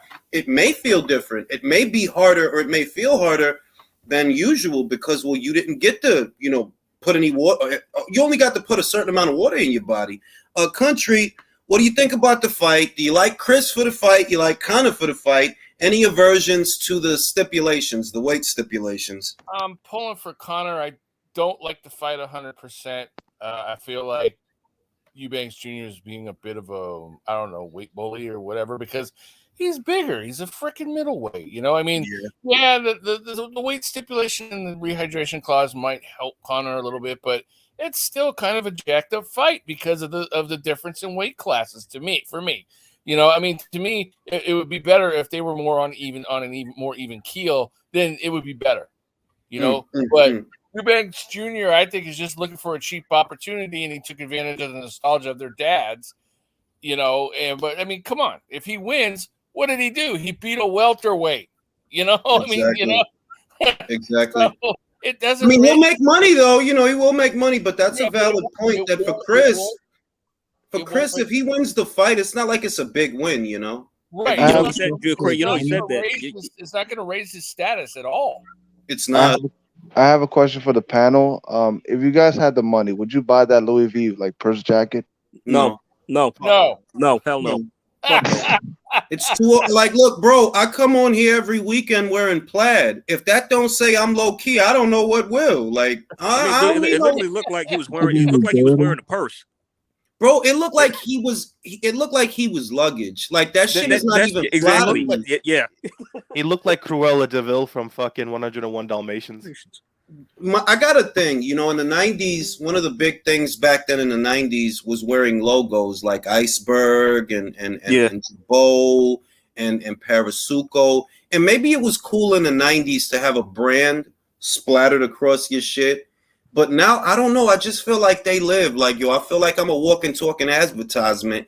And instead of getting money, I'm giving you my money, and I won't wear anything that I almost won't wear anything outside of a North Face jacket, and I really don't even wear those like that has a brand on it. I don't need you knowing what the fuck I like to wear. Let me go to Avo. Avo, Conor Ben, Chris Eubank Jr. Who do you think wins that fight? Who do you like in that fight? And do you have any issues with the weight stipulations? If Chris Eubank Jr. was any other fighter, I would have an issue. And I'll tell you why I don't have an issue. Because his ring IQ is akin to me putting my 5-year-old little sister in the boxing ring. That's his IQ. You remember when he threw? Okay, look, I'm not being disrespectful, but I am gonna say again. Remember when he fought Billy Joe Saunders, bro? Uppercuts for 6 fucking rounds. Yeah. Just uppercuts for 6 rounds. Not even trying to switch up your style. It's like Country said. You're banking on your dad's legacy. And in reality is, if he beats Conor Benn, this might actually be the best name on his resume. Honestly, it would be. Because he has no resume. Well, can we say this? We can. The biggest fight of Chris Eubank Jr.'s very ignominious illustrious career is a welterweight. Yes. A prospect at that. Yes. Exactly. So like I said, if this was any other fighter, like an actual like competent fucking boxer, I would actually be like, okay, yeah, this might be a problem. But Eubank Jr. is a fucking dumbass. Excuse my language, but he's a fucking moron. He sucks in the ring. You saw how he fought against George Groves. He didn't show anything semblant of a jab. He just kept trying to throw lead hooks like he's Roy Jones and what pisses me off about him as just like a boxer is he's got the mouth like he's got his father's legacy when he doesn't have shit to his name. Bro, you're a middleweight. You have so many people in your weight class that are begging for fights. Why the fuck are you fighting a blown-up welterweight? That's what really like gets me. That's why I have no fucking respect for him. I hate him as a boxer because he's fucking useless. He's like that sack of potatoes you put in the center. Oh, better yet, it's like a cow that's stuck in the middle of the road. He can't go left or right. He's just sitting there. That's fucking Eubank Jr.'s career. I feel that Eubank is that avocado that you get at Walmart and you put it on the breakfast bar and you say you're going to eat it. You say you're going to use it for a salad. And then you forget it's there, and then by the time you remember that it's there, it's no good. That's what he is. Exactly. He's a disgrace to his father's name, man. Because his father had a hell of a career. Yeah. Jules, let me ask you this. Also, fellas, y'all could answer this too. Like, what do y'all think hurt Chris Eubank Jr. more? Him turning down the Triple G fight or him losing the George Groves fight? Him losing the George Groves fight, because if he would have fought remember that was a prime Triple G. Yeah, he would have fucked him up. He wouldn't have been the same after that fight. He would have fucked him up. He would have fucked him up. I mean, but from a point of view, he would have made a fuck ton more money fighting a prime Triple G than who he actually But we're fought. talking about what hurt him, and I would say that avoiding Triple G has helped him extend his career, because if he would have fought Triple G would have fucking messed him up. Yeah, but at the time, Triple G was a boogeyman. Like, real talk, I don't think a loss to Triple G would have really like been all this bad for him. Not reputation, Ivo. I'm talking about mentally. Physically, yeah, like Kell Brooks. I think Triple G would have messed him up worse than he messed up Lemieux. Okay, so I mean, he didn't fight Triple G, and he didn't do shit for another 5 years after. Basically, shout out to the Maestro, shout out to the round table. Appreciate that. Maestro says James DeGale is actually his best win. I wrestle with that, because remember that was a James DeGale that had already lost to Caleb Truax and had to fight him 2 times to get 1 win. That was a James DeGale that vacated his IBF title to prioritize the money fight with Chris Eubank Jr. I don't know how much money he actually got. That fight did not have the air and the feel of this fight. This fight has the big fight feel. That fight didn't. So because you were fighting an over the hill James DeGale that was shot, that we could see that he was shot and he was a shadow of how he used to be, I don't know that I could say that's his biggest win. Maybe we'll see, you know. Wait, did he fight DeGale before or after this guy? Damn, what's it? Fuck, I don't know why I'm blanking out his name. Abraham? No. Floyd's guy. Darrell? I'm not Darrell. Darrell. He didn't fight Darrell. Gervonta? The one who had the Harry Potter. This is someone that Eubank fought. Fucking blanking on me if it is. Bro, they don't have anybody in the middleweight. Did he fight? No. Eubank fought DeGale after fuck. What was his name? The Swede from Sweden. That's how good fucking Eubank's career is, man. I have no See? idea who the fuck you're talking Well, and about. we can't watch a remember. We lot can't of remember. boxing, and we Yeah. cannot remember, bro. I'm not gonna lie, I almost don't even want to talk about The you, Phantom. to be honest. But yeah, but also Jules, another question about Oh, Eubank. wait a minute. Wait. Eubank didn't fight Badu Jack. Oh no, Gale he did. fought Badu Oh Jack. no, he never fought him. You're not. No, he didn't fight him. But did he fight? Did the Gale fight you after No, that was the Badu Jack fight was before the Eubank fight, and a lot of people, myself included, feel that that's the fight that kind of ruined DeGale because he wasn't the same after that Oh, fight. didn't he lose a tooth in that fight? He did, right? Bro, he lost his That's the fight. That's bro. the one. That's the one. Yeah. Hey, Jules, I got a question for you, man. Is Badu still active? Yeah, he's a cruiserweight. He's been fighting. He's literally been fighting and winning. Because He's on in real Saudi talk, Arabia. the last thing I heard about Badu was a while back. If I'm being honest, he's not been like on like the big No, front line for me. listen, he's been listen. He's been fighting. He's been winning, and he's on the undercard of Joshua versus Usyk. Oh, nice. Isn't he He's trained based, but over? the thing is, he's based out of Dubai now. That's why you haven't been hearing Dubai. about him. That's why. That's Dubai Dubai. now. That's why. Yep. Yeah. Can I I ask don't know you why a it's question? Saudi Arabia. Much love Yeah. to Badu. He's a good fighter. Great fighter. Go ahead. What are the chances that during the Ben Eubank Jr. fight, Eddie Hearn comes from under the canvas and hits Eubank Jr. over the head with a steel chair? I'd say they're pretty good. I'd say they're pretty good. Good chance that happens. Good chance. No, not my Connor. No. Yeah. It's a good chance. WWE shit. This is a good little fight. Vivas versus Valencia. I never seen either of these guys, but they're pretty good. That's phone. As he comes from under the mat, you hear the Stone Cold Steve Austin theme. Yeah, and then Frank Smith runs out to the Ultimate Warrior music with the tassels on his arms. Duh, duh, duh. Runs the shit, slaps him in. Dex Chris. Oh, I love some WWE, bro. Fucking Rey ahead. Mysterio just glides his ass in there, you know? 1, 2, 3 Kid, bro. Remember Hell him? yeah. When he beat Razor Ramon, biggest upset in professional wrestling at the time. Yeah. He was not supposed to win that fight. So I think we're done with the Eubank stuff. Oh, wait, Jules, I just had one last thing to add, right quick, that I was curious about. I mean, well, I'm not curious about. I know what happened, but when he fought Matvey Korobov, did you see that fight? Oh yeah, I seen it. The only reason he made it out. The only reason he made it out was because Korobov was injured. No, I'm saying, but like I asked that because like throughout the first round, I heard that Eubank got outboxed. Yeah, he was. He was. You could see where it was going in the first. You could literally see like, oh, this is not going to be good for you. Okay, I mean, so you're concluding that he would have lost had he not got it. Yeah, okay. Absolutely, got absolutely. It. Okay. You could see where it was going. It was sheer luck that Korobov got injured, bro. Sheer luck. Okay, hey, Jules, I got a question. Sorry to add on to this because you mentioned outboxed. I have yet to see Eubank Jr. outbox someone. I mean, that guy that he fought as his first Sky Sports fight, what was his name? Wasim? If you acknowledge one of his competitions as that guy, I got nothing to say. Yeah. Well, you don't know who the great that guy is? Oh well, yeah, you know that guy's descendant of some guy, second cousin of him. That guy. Yeah.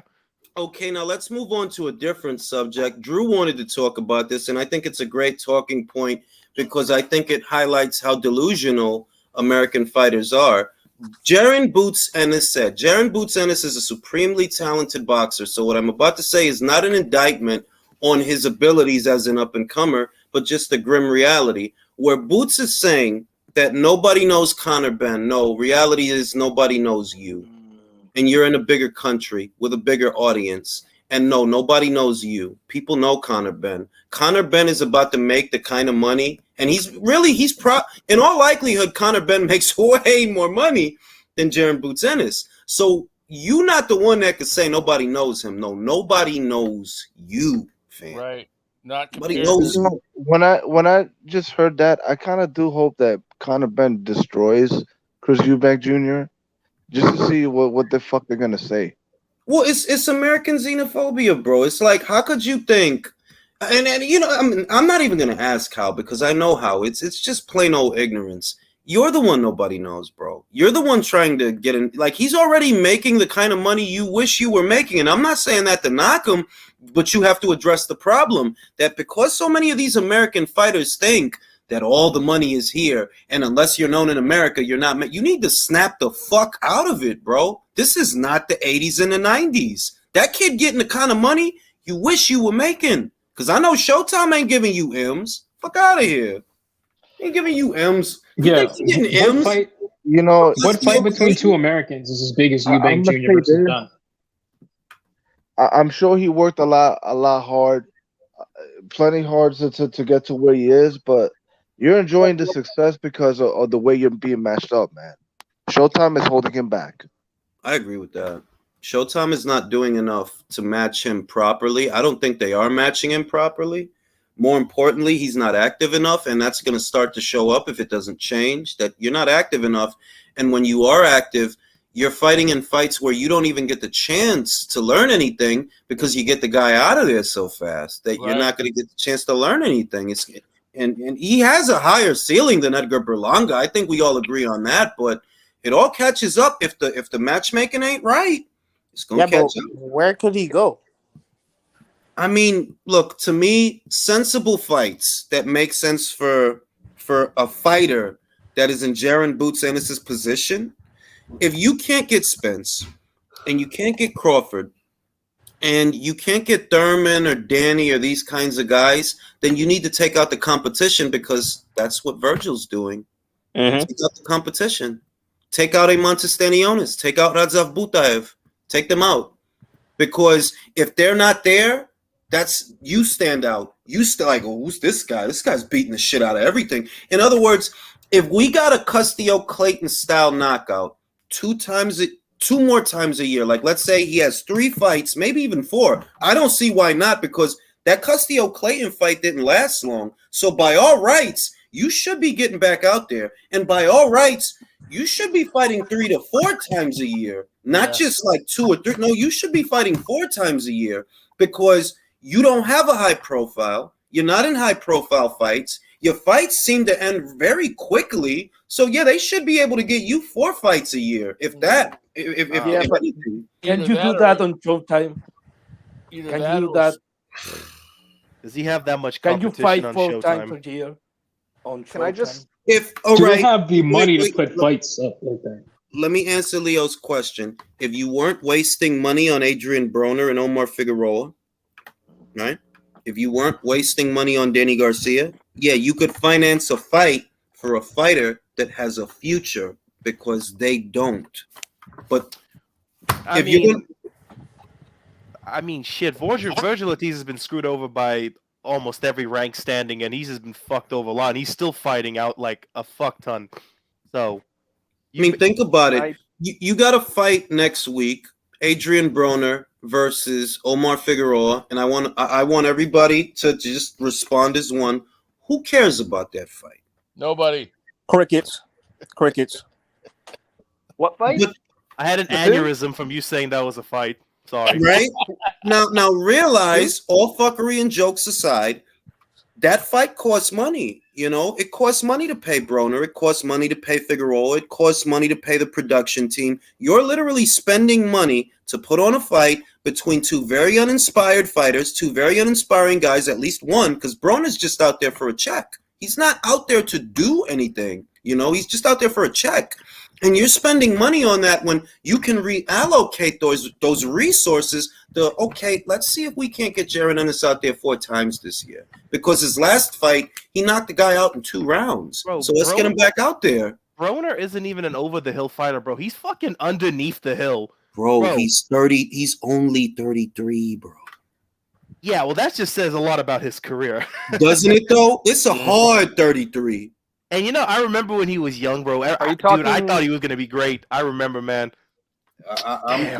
Look, my feelings about Broner, they've honestly never been different because the moment I seen him and heard him, I just thought, God, this motherfucker's annoying. This big bro shit. Yeah, I know how I feel about the big bro shit, bro. Yep. That shit, Cringe. it just This shit is moist. Like what do you want to do? Rub baby oil on Floyd's back? Stop calling him that. He's not your fucking brother, bro. Y'all not related. Hey, we are in the 21st century, man. You got to be open-minded. Okay. Some zesty shit. Are you talking about the guy who puts up a high guard and runs around the ring for 36 minutes? Is that the guy you're talking about?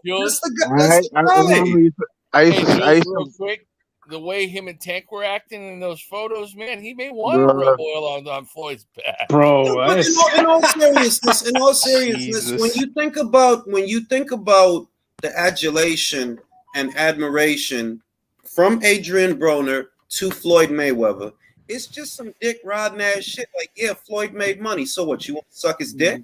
You gonna call him? Bro, listen. It was like Scrappy Doo, man. Back in 2011, that's the way I can look at this dude. Like, it was Scrappy Doo. It's like, yo, bro. Like, okay, yeah, Floyd's popular. He's getting money. And what? That, like, so you just want to be his bitch? You gonna really call him big bro? He's in the ring, man. I just wish he was more focused, like we all wanted him to be. Damn, bro. I mean, that's like saying that if I see a dude that is successful, that I know him, what, I'm gonna look up? Like, no, I'm not gonna. Like, I don't give a shit. I'm gonna focus on what I need to do because that's what the fuck I need to do. I'm not gonna worry about Floyd. For all this shit, for all this big bro shit, you wanted to fight him in 2015, and he fucking laughed at you. I remember that. Don't y'all remember that? I remember. Yep. I remember. You said Broner. Water and cornflakes. Y'all remember the water and cornflakes? Yeah, I did. We don't talk about the water and cornflakes. You know, like he fucking laughed Adrian Broner is too focused on. And Floyd is just laughing behind his veneers. He's eating water and cornflakes, man. I still think he's eating it. Otherwise, he wouldn't be asking Eddie Hunt for $20 million. If Broner put as much focus into his career as he did being an idiot, he would have went somewhere. Yeah, and the other thing is, look, let me say this. I shed more tears over what could have been when it comes to Gomez. I believe his name is Frankie Gomez, the guy who retired unbeaten. Just disappeared, fell off the face of the earth. I think more about that than what could have been for Broner, because it's not like Broner went somewhere. It's not like, oh, well, you know, he was exiled like Ali, or he was imprisoned per se as long as Mike. No, bro, you're just a fuck up. You're just a fuck up, bro. Like, I'm like, well, what is all this? Oh, the talent of Adrian Broner, the plight of Adrian Broner. Like, bro, can we stop? The struggle of Adrian Broner. You know, like he's fucking Othello or some bullshit. Like, bro, can we stop? It's not a Greek tragedy. He just wasn't as good as people thought he was, and that's all it was. I mean, like, if he was as focused on his career as he was messaging 17-year-olds on Instagram, maybe he would go somewhere. Remember that? Didn't he make a pass? Did he make a pass to the Cash Me Outside chick? Yes, that young joint that's only fucking 17. He was underage at the time. Yeah. I mean, they talk about Broner. You know, they talk about Broner like it's this fucking Greek tragedy. Oh, he could have been the great. No, he couldn't have. Right? He went in there with the guys and he fucking lost. That's the story, bro. I mean, Jules, wait, Jules, what exception though? I mean, I do happen to agree with him. I mean, like, we all know he beat that boy when he beat Pacquiao. Come on, man, we got to call it spade. If only he knew what was on the other side of that victory against Maidana. Now, let me read the super chat. How does Boots get better when he's only fighting around 15, 25 minutes of combined real fight time? He doesn't, bro. I said that earlier. Because his fights, and I don't want it to come off as hate. It's an observation that he does have a high ceiling, but he's going to hit a wall because he's not getting enough time out there. When he is out there, the fight ends quick. But if the fights end quick, get him another fight. Get him another fight. Get him 4 fights a year if you can. Instead of wasting money on Broner and Danny and just this bullshit, spend it on Boots. He actually has a future. Do you think it's kind of like a Tank situation where he's just not really fighting that much? And when he is, I mean, with Tank, it's a protection plan. See, this is the difference. With Tank, it's a protection plan. With Boots, it's not a protection plan. It's that you don't know what you're doing. And I'm talking about Showtime as a network. You have a star. He can carry it for you. But if you keep wasting money on these losers, You're not focusing on him. Like, focus on him, bro. Danny's career is over. Keith's career is over. Yep. This guy is in his mid-20s. He can fight. He can punch. He's ambidextrous. He's got size. Spend that money on him. Why are you still booking Broner fights? What do you mean, cares. What do you mean, Danny's career is over? He just fought. Did you not see how riveting his last fight was? Did you not see the amazing Danny Garcia That was have a life or Herculean. death match? That the people great- are still Who was it spending again? money on Danny Little Garcia Benavidez? in 2022, bro. It's like, yo, dog, like y'all know that he is not up there to fight Jermell. Underneath it all, y'all know that. So what when you remember, everything costs. You know, you got to pay the fighters, you got to pay the undercard fighters, you got to pay the cameraman, you got to book the shit and all this shit, right? You spending money on all of this for Danny. What is he gonna give you back? Nothing, man. Zero. Nothing. You know, I'm not gonna lie. I was kind of hoping he'd get knocked down in that fight. I was too. I'm not Me even too. Me gonna lie. too. Yeah, Like, I'm not gonna lie. didn't you Who's like- the didn't you best like how Danny was American catching Puerto shooting, Rican fighter? One at a time, Honestly. fellas. One Hey, at a time. Jules, Grim says Broner was trying to catch the girl outside. Bro. Julius, I've been put inside of a cell. Oh, go ahead, Leo. tengo una preguntita. Do you have the feeling that Showtime is gonna take the same route that HBO did? No. No. Hopefully. People have been. I'm gonna be honest with you. I've thought about that long and hard, but Stefan at times makes the right decision. For example, when he let the Wilder fight go, you know, the Wilder Ortiz fight, that was smart. That was smart. Wilder's next fight, it's supposed to be on Fox. That's smart. Let them bear the burden of that because we have to use our resources for Spence versus Crawford, which I've been hearing. It's done. It is done, or it's gonna get done, and I believe I that hope it's gonna What? get done. Thank Really? I God. hope so. Yeah, no, legitimately. It's what the last time it's done. It's like it's done. Oh November, yes. Thank you know. God. So I thought the main November thing, 15th. the main thing is if Showtime can start doing things right and stop wasting money on fighters that they're not going to bring you anything back. You spend money on a Broner fight, right? And let's say he wins. Let's say he beats Omar Figueroa, right? All right, what now? What now? Like, what's he gonna do after that?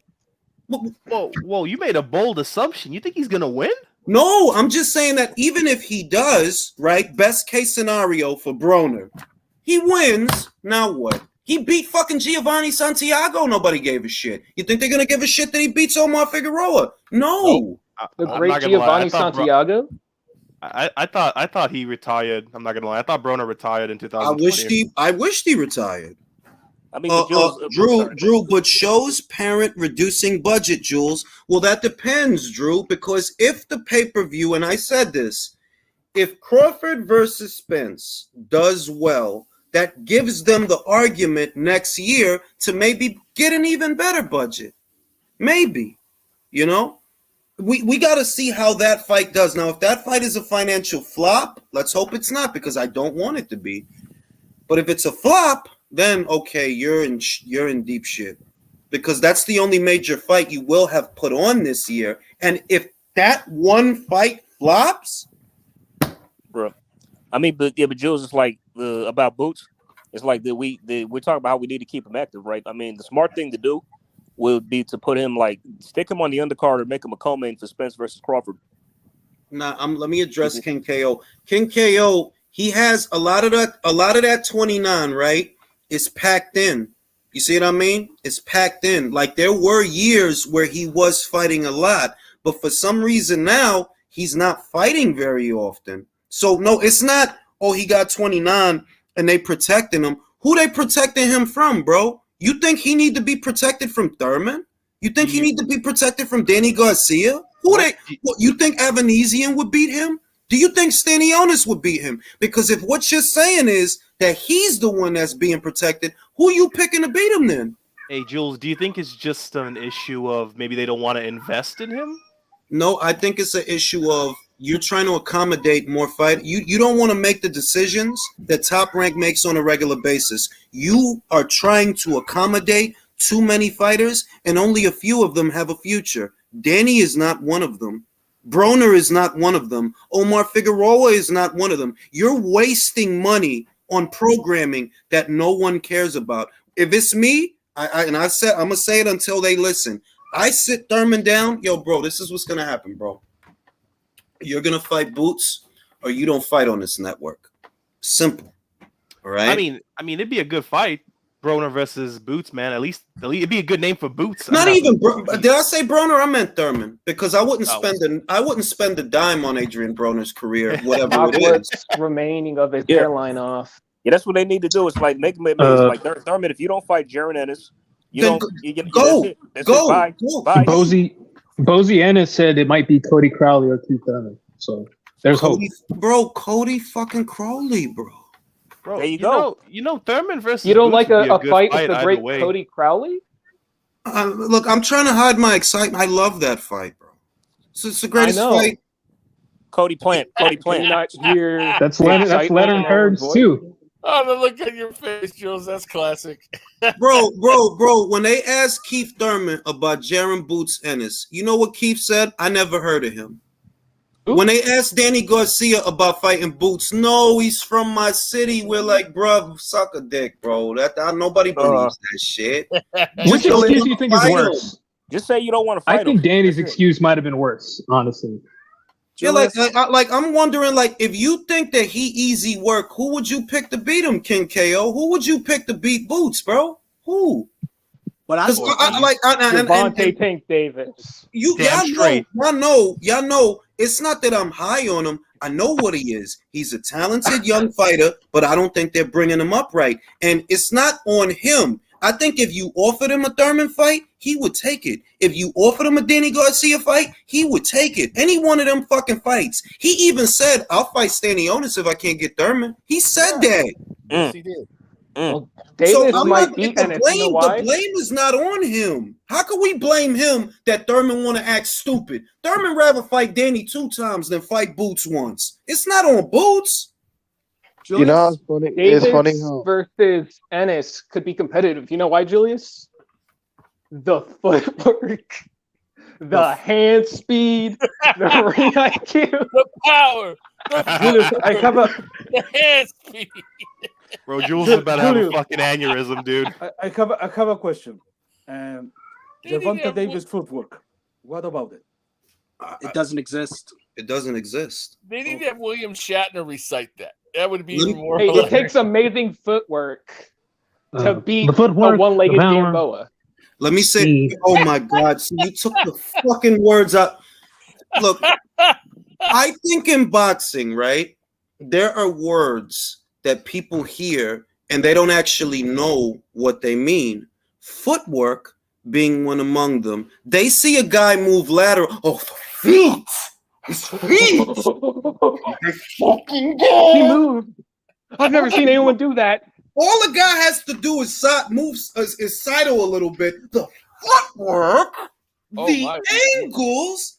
See, but Julius, he knocked out the great Mario Barrio. The speed, the IQ, and the power of a tank 130, 135 when the ring was invented and lightweight. Am I lying? Hey, Tank beats Canelo. Tank beats Canelo every time. Girls, man, what the hell? Damn hot. I'm gonna tell you. Look, I'm gonna show you. I'm gonna give you some examples, and I'm not gonna give obvious examples. I'm gonna give you examples that you wouldn't expect. Errol has good feet, even though he's flat-footed, but he has good feet. How do I know? He doesn't collapse the pocket. He always gives himself enough room that he has enough space there in that pocket to add something to the punch that he can drive it. Whereas Sean has bad feet in the sense that he be too close to the guy, and that's because you be rushing in. Whereas Errol, he'll jab and jab and jab and jab, and then maintain that pocket once he's in position and hold it. And there's enough there to add something to the punch because he has good feet, not great feet, good feet. All right. Now for great feet, you see my man Bud. Mm-hmm. Usyk has great feet. Mm-hmm. Go back and watch a Usyk fight and don't look at the punches. Look at his feet. He's always in position to punch. His lead foot is always on the outside of the other fighter. That's having great feet. Now, they see Tank in there with a one-legged Gamboa, basically goes 12 rounds. Come here and tell me, what do they tell me, Jay? What do they tell me? The power. The footwork. The footwork. Hold on, let me get it. I was waiting for the soundbite. Let me get it. Of a Gervonta Tank Davis. Bro. All right, I got it. Hold up. Play it for me. All I'm saying is, bro, the footwork, the speed, the IQ, and the power of a Tank Davis at 130, 135, where Duran was his best at lightweight. Throw him in there with Canelo. Was Duran, or was he not? Was he or was he not his best at lightweight? I mean, as far as I'm concerned, Gervonta Davis beats every heavyweight known to man. Fuck it. Oh, you know, every time I hear that he sound clip, beat Usyk, Joshua, and Fury in the same night. With Throw them all in hand. the ring. With one hand. Exactly. He beats them all one after another. Throw all three of those guys in with Gervonta. Their career does not end the same. They're going to be in the hospital. They're going to have to retire after the vicious beating, the amazing. Another Gervonta fighter. Tank Davis gets them. Another fighter that has excellent feet, and it's more obvious with him because he actually has razzmatazz. He has pizzazz. Is Bam Romero? Bam Rodriguez. Mm-hmm. We're being serious. Bam Rodriguez. He pivots and gets to the side of the guy to put punches where the holes are in the guard, and that's the virtue of the pivot. That if you face on, well, he's gonna catch him on the arm, so he get on the side of the guy, hit him around the guard, hit him around under the elbow, around the side. That kid has great feet. Yeah, he's got great angles. He's got great angles. I love his angles. Yeah, like their footwork is intentional and deliberate. I think Beterbiev has underrated feet too. You got Haney, and he doesn't even have a knockdown on a one-legged Gamboa. Yeah, but Haney's not the guy nicknamed Tank, bro. If you a Tank, you shouldn't need 12 rounds for a one-legged Gamboa. I don't hear anybody telling me about the footwork, the speed, the IQ, the power of a Devin Haney beats Duran. I don't hear that. To be fair, Jules, remember, even tanks can get rusty at times. You know, if you leave it there hanging too long, it gets rusted. At 27, it's rusty. Yeah, well, you know, 27 is but a number. You know, it's very hard fighting guys like Rolly Romero and Mario Barrios and Leo Santa Cruz. All right, you don't understand. That's too much. That's like a murderer's row of fighters, bro. It's like a murderer's row. Of course, we all know. What fighter has a resume anywhere near there? Pound for pound, number one. I mean, he's. Go ahead, Jay. Go ahead, Jay. Julius, I can't let that go, bro. You're telling me the young man who just won the undisputed championship of the world with one freaking arm is somehow less than the guy who wouldn't even go to Australia to fight for those belts? I mean, listen. Look. We have this conversation all the time, Will, and it's that he sees Gervonta Davis through beer goggles, to where it's the end of the night. You had a few, and you just want to take something home, whether it's a fat chick or it's not a good-looking chick, and that's the filter that they see Gervonta Davis in. You know what I mean? That's the filter that, like, you forgive a lot of shit that is obvious to everyone else but you because you're in love with the fucking guy. He fought a one-legged fighter that had a torn Achilles tendon, and he needed 12 rounds to put him away. But you want to criticize Devin? He made that chick has an Adam's apple and broad shoulders. Listen, I was Customado's mailman. Okay, all right. So listen to me and what I'm about to say. Okay. Gervonta Tank Davis. I mean, who doesn't he beat? Honestly, like, come on, like, think about it. Really, when you combine all of the things that make a great fighter, and if you were to see them, that's Gervonta Tank Davis. There's no fighter that can compare to him. What will be those things? I beg to differ, man. Remember, the footwork was a hell of a fighter. The speed, the IQ, the power. Oh, that makes sense. I'll only concede that point if you point out one 5'3" heavyweight champion. Point one out to me, I'll concede you all day, bro. Man, that's gonna be a running gag forever on this Now, channel. let me say this before I pat. Let me. The speed, the IQ, and the power of a Tank Davis. I can't take that fucking clip seriously, man. I can't. I mean, like, look, and they're gonna. Duran was just a punch. I missed it. Wait, now, one at a time. All right, now, one at a time. Now, let me say this. This is gonna happen. That's why I don't have a lot of energy for it anymore.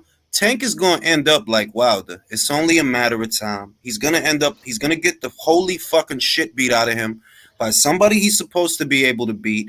And it'll just be the same thing. That's why I'm like, I'm not worried about it, bro. He's on borrowed time. He always was. It's at some point it's going to happen to him. And it is what it is. I'm not worried about it because the other angle of this is it's not like he's stopping the fights that I want to see. He's actually not, He's not.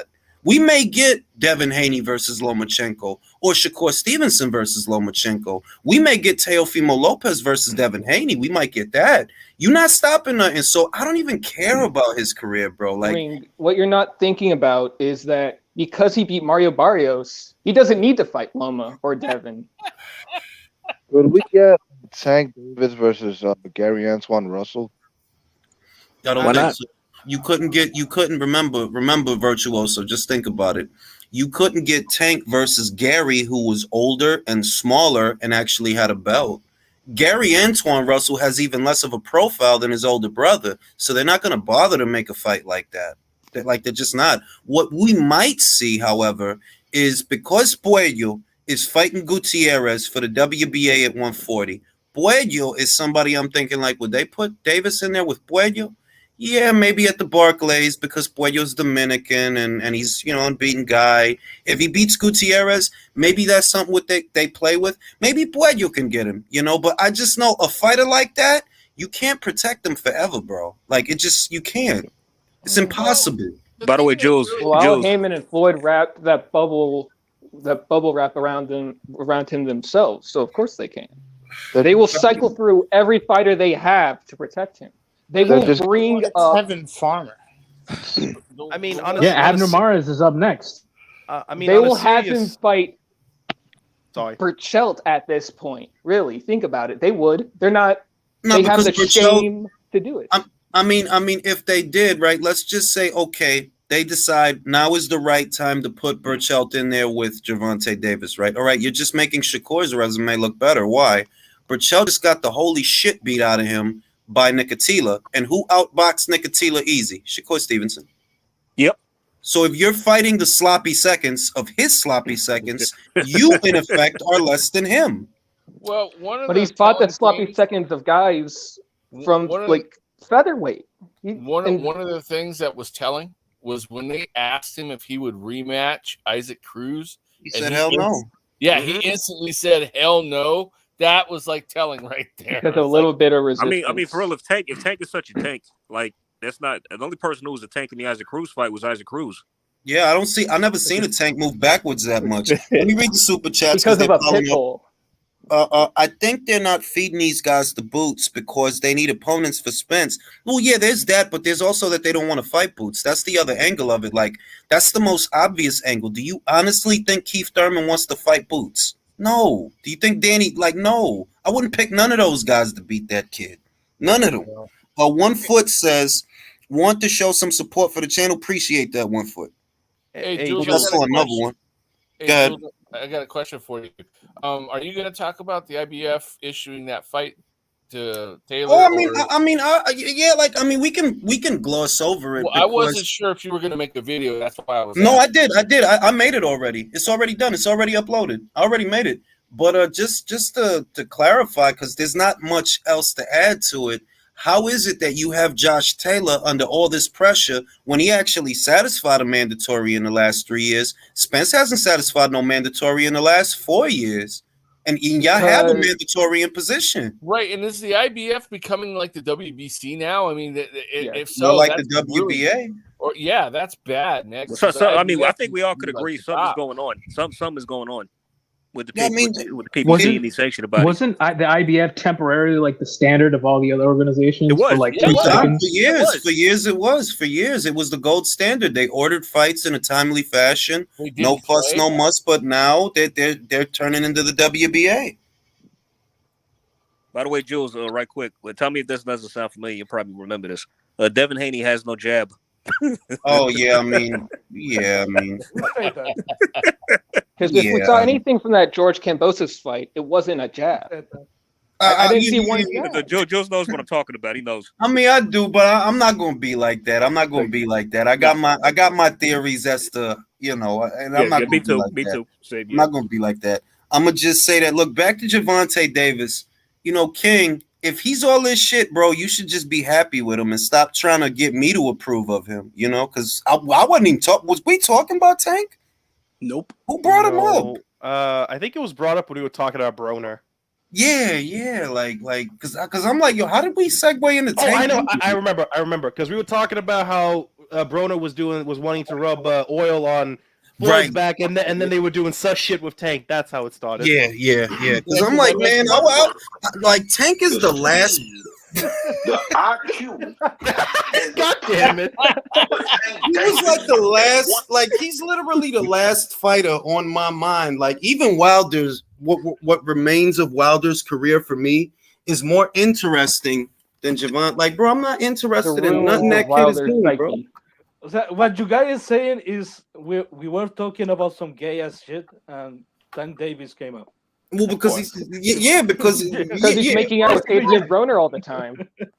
You know what's funny, Jules? I'm actually terrified of Wilder's career, and I'll tell you why. Because if he comes back and the way I'm seeing it's lining up, the constellations, I'm not a Capricorn, but I can kind of foresee the constellations lining up in such a way that he gets the WBC again, and that's what terrifies me. Oh God, bro, remember, Tyson Fury actually said something about that when he retired the first time. He was encouraging Wilder to fight for the WBC, and now it's happened. Exactly. That's what scares me because again, we're gonna have a hold up. I just want undisputed fucking heavyweight, man. 20 goddamn years. Give me one. Yeah, it's been a long Do not time. Have any hope. Have the fight already. There is no hope in this sport. They should strip Fury on August 19th, and then have the belt for fucking Usyk, Joshua too. Well, that would make too much sense, Virtuoso. The WBC doesn't operate by what makes sense. Remember the fucking idiot. Remember, the WBC stands for World Boxing Cucks. So you got to remember, man. You got to. No, that's true. That's what it says. That's straight from the. Go to their official website. Yeah, I mean, look. In all actuality, you make a valid point because Wilder's very close to winning that belt back, and if he wins it back, it's 2017, 2018 all over again. Like you'll know for sure that we're not going to get an undisputed champion. I mean, that'll seal the deal, I think, if he gets the belt back, because if he gets it back in the Helenius fight, he's going to fight Andy Ruiz after that, and then it's handpicks until the cows come home. Yeah, we're back to square one. It's going to be the way it was. Literally, bro, we're back where we started. Are you telling me you're not excited for Wilder? Okay, what if Ortiz beats Andy? If Ortiz beats Andy, then what I believe, and this is just me, if Ortiz beats Andy, Shelly Finkel already said he wants to put Wilder in there with Daniel Dubois.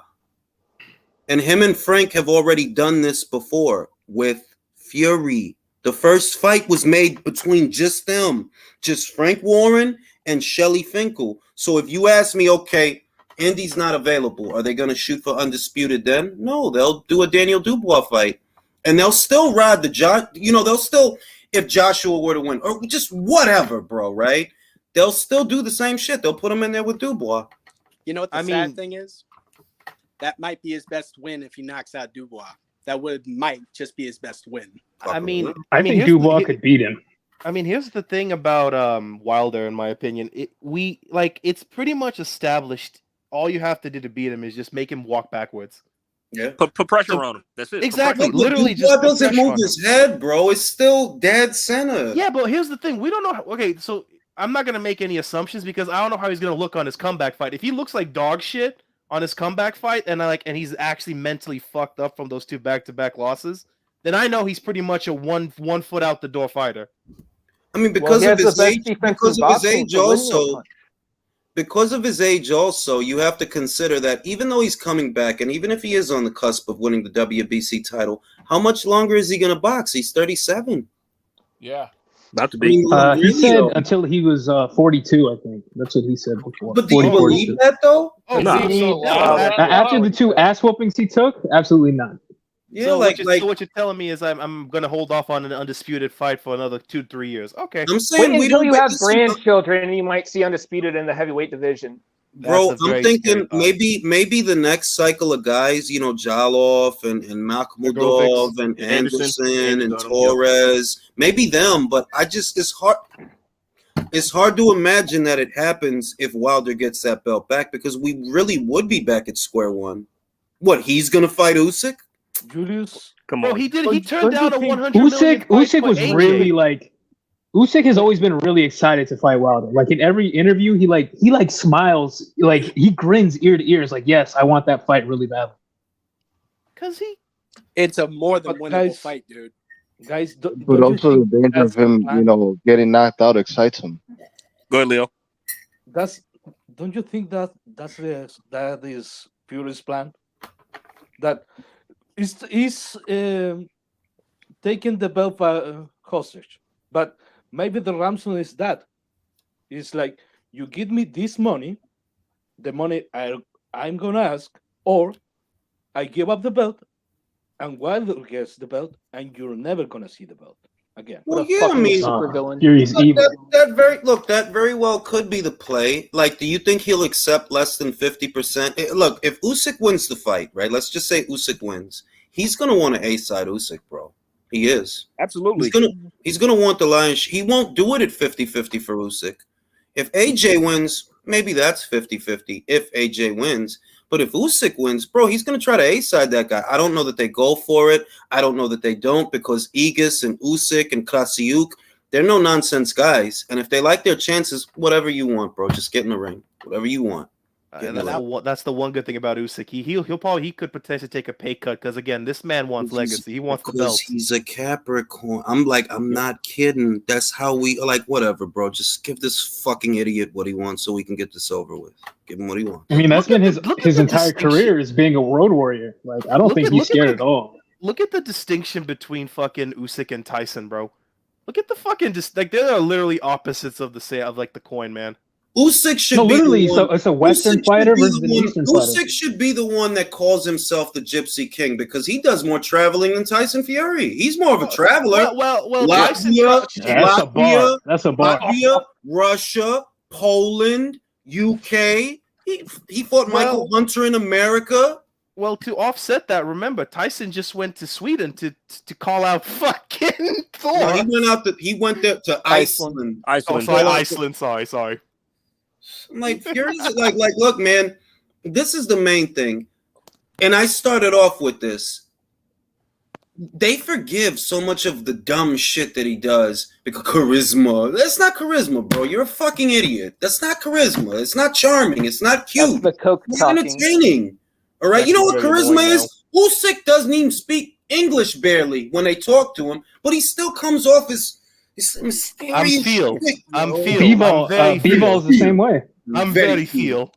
Actually, if you know what Usyk says, if you can actually understand Ukrainian, he's a funny fucking dude. I'm telling you, Capricorn, man. I love hearing Usyk speak, because he says some of the funniest shit. I remember when he was talking about Tyson Fury, he said, I don't understand Tyson Fury. One day he hates me, next day he loves me. It was the funniest shit. I remember that interview. What did he say? He said, don't ask me. Now you're trying to compare Gamboa to Lom. All right, I don't know what they're talking about. Yeah, I don't know, bro. It's funny thing. I don't got time for Gervonta Davis, bro. Like, why would we? I don't want to have arguments about Gervonta, because I don't even watch his fights, bro. Jules, I watch him afterwards, bro. Like, bro, Jules, it's like the freaking reporters, man. They got to bring him up to keep him relevant. Literally, that's what it is. Look, it's exactly, bro. Even like, when let's get back to my man Usyk, bro. Yeah, Usyk's fucking hilarious. Usyk's fucking great, bro. Like, you could tell that the dude is a cat without, and it's without trying. That's just who he is, and it doesn't. There's no smoke. There's no mirrors. There's no gimmicks. No catchphrase. No. It's Usyk, bro. He's just a fun guy. Beats people up. He's got a gap in his tooth. He gets weird haircuts. He looks like a mobster sometimes. Sometimes he looks like an alien. He's the greatest. He's the fucking greatest. You know what he isn't, though? He isn't a 6'9" bald Englishman who snorts cocaine all the time. Well, he's not that. That's true. Hey, Jules. You know what Usyk stands for? Usyk stands for. Sorry. Go ahead. I'm Ukrainian, bro. So Usyk. We call them Vusikia. So it's pretty much stands for mustache. So Vusic is the entire Mustang, and Usyk is part of it. So I thought they called him Usyk because he's the cat. Nah, Usyk is like, for example, it's called Vusiki in Ukrainian. So Vusic is your mustache, but an Usyk is an incomplete mustache. It's what like little kids have. Evo, you would know. The puberty stack? It's like the peach fuzz. Peach fuzz. It's not the peach fuzz. Like it's almost like calling him peach fuzz. That's kind of what his name goes under. All right, Drew says Usyk might take a pay cut from the 40+ million for AJ to about 25 to 30 mil for Fury, but you can't lowball Aegis or Alex at K2 on principle. No, Drew, but at the same time, if anybody's willing to make sacrifices, we know it's Usyk. If he's on the cusp, if there's a deal, and you're on the cusp of getting Fury in the ring, he'll do what he's got to do to get him in the ring. He'll do what he's got to do. Well, Usyk never had huge pay like money in cruiserweight. Let's be honest. Like he had great fights in cruiserweight, but he was never like making millions. No, he was making. Let's say this: in the World Boxing Super Series, he did get the biggest purses that were available for a cruiserweight. Now with this AJ fight, these AJ fights, really, I think he made good money out of the World Boxing Super Series because I know that they had a multi-million-dollar pot for that, for the winner. And I know that in the Tony Bellew fight, he probably at least got he has to have at least gotten 2-3 mil for that fight, you know. He because he was undisputed at the time, and you know, you want to put him in the ring with Bellew, you got to fucking pay him. He obviously had to make money for the Joshua fight, at least a couple of million for that. And look at what he's about to make. So he's been making good money. But here's the thing: you and I can both agree, cruiserweight is not as big of a division as heavyweight. Oh no! What I'm trying to get at is, he had great fights and he made decent money. But I'm talking like in comparison, the amount of money he's gonna make like against. Oh no! I mean, exactly. Exactly. What I'm trying to get at is like he can make, and after this fight he's gonna have a fuck ton of money. Oh so bro! He can take a pay cut against if it means like getting all the belts, he'll take a pay cut for like. Yeah, bro. Yeah. By the way, fellas, real quick, question about the WBC. I think it was Ivo that said it stood for World Boxing Cup. I thought it stood for We Blow Canelo. Correct me if I'm wrong. Hey, Jules. Virtuoso. See what I did there, Virtuoso? It has multiple names, you know. Yeah. Hey, Jules. In regards to Usyk bulking up, I think obviously he's doing it for a reason. I think he's going to try to go for the knockout by bulking up. But at the same time, that could slow him down and take away a bit of his speed, possibly. So it could come back and bite him in the ass. Usyk getting knocked out, right? Like, I could say I see how it would happen. I can see it happening. That doesn't mean it does happen. I just see a way that, there's a way it goes down to where he could go out and he could go down. I do see that. That doesn't mean that it's likely, because there's likelihood, there's possibilities, and there's likelihood. But it's kind of like they see Joshua, they saw Joshua in there with Ruiz. And I'm not comparing Usyk to Ruiz. But what I mean is people get too comfortable with what happened last time, They get stuck on what happened last time. That was last time, bro. When Rahman knocked out Lewis, they thought it was over for Lewis, bro. They thought it was like this. They thought he was this chinny Englishman. He sucks, blah and blah. He came back, boop, boop, fight's over. I'll say this. Unlike Wilder, who bulked up under like the pretense of maybe like one hit to knock someone out, Usyk's not Wilder. He's got the experience to know he's not going to add like 40 pounds of muscle and then have like the same game plan. That'd be retarded. Yeah, I think Usyk's philosophy is that he's not going to win the fight the same way he fights.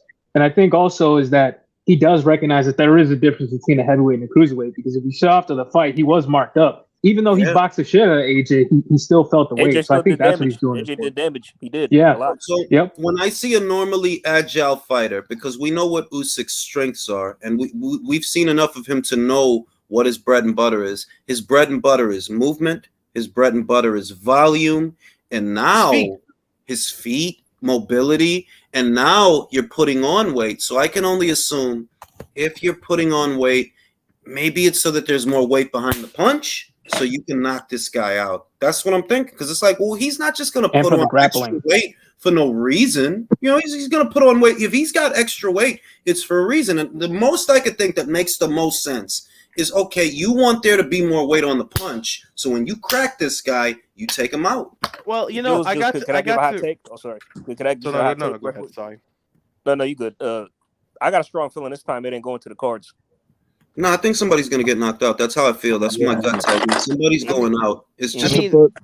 And I'm not also look. I'm not the right person to ask. Also, because a part of me, I like both fighters. They're both great fucking guys. If Usyk wins, great, because I like Usyk. You know, he's a good fighter. He's a great guy to watch. But also for the state of the division, to keep money coming in and keep fights happening. Because remember, if Usyk wins, you got Joe Joyce knocking on your door. Who's going in their glove compartment? Because I don't want to hear that shit.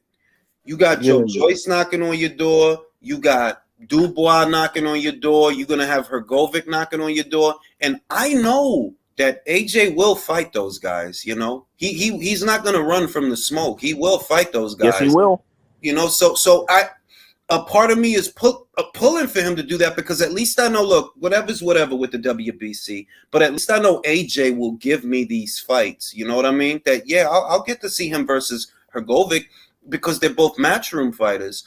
Or I'll get to see him versus Joyce, which is a great UK matchup, by the way. That could be worth, you know, if he does pull it off. We don't know if he will, but AJ versus Joyce is a good-ass fight, bro. That's a good-ass fight. You know, Jules, I'm you know, the Ukrainian half of me really is siding with Usyk. The boxing half of me really wants to go with AJ. I'm a huge fan of both. It's really hard for me to, like, who am I going to put my money on right now? But I can tell you this, in my honest opinion. I got to rewatch the first AJ versus Usyk fight a couple of days ago when I got COVID, and as I watched the fight, like, AJ got tagged a lot in that fight. So in my mind, if he did have some more oomph behind those punches, I could see it exactly. So see the first punch that he landed was the backhand, his power hand, his left. When he started out, and I was like, see, that's not good, bro. He landed his backhand in the first round. So as this fight progresses and you slow down and your arms start to come down, he's just going to keep landing it. And that could be what he's telling himself, that if I just would have had a little bit more on it, I could have fucking knocked him out. Exactly. So like that's Can I add something? I mean, can I add just as a brief aside regarding the weight? His wife also said that while he was in the Ukraine, he lost like 22 pounds. So I think he might also be compensating for that loss too and bulking up. But to your point about the actual fight, I also think what's being like, maybe like ignored a bit is that AJ probably isn't going to try and fence him like he did the last time. I think he really is going to try to fight him up close. And I think that's going to be the difference. And that's why I'm picking AJ to win by knockout. I think he's going to rough him up on the inside and land that famous uppercut. Now, let me say this. If you have an Usyk that's going for the knockout and you have an AJ who's going for the knockout, who does that favor? Usyk. He's the more cerebral fighter. I don't think so. Well, I think AJ is the more powerful fighter. There's a couple questions, right? The added weight. Do you think that will compromise the conditioning of Usyk, like, and the strategy of trying to sit on his punches and trying to go for the knockout? We know how this works, right, Virtuoso? You adding, let's say, 20 pounds to a 6'3" heavyweight, it doesn't matter. If he lands, you'll go out.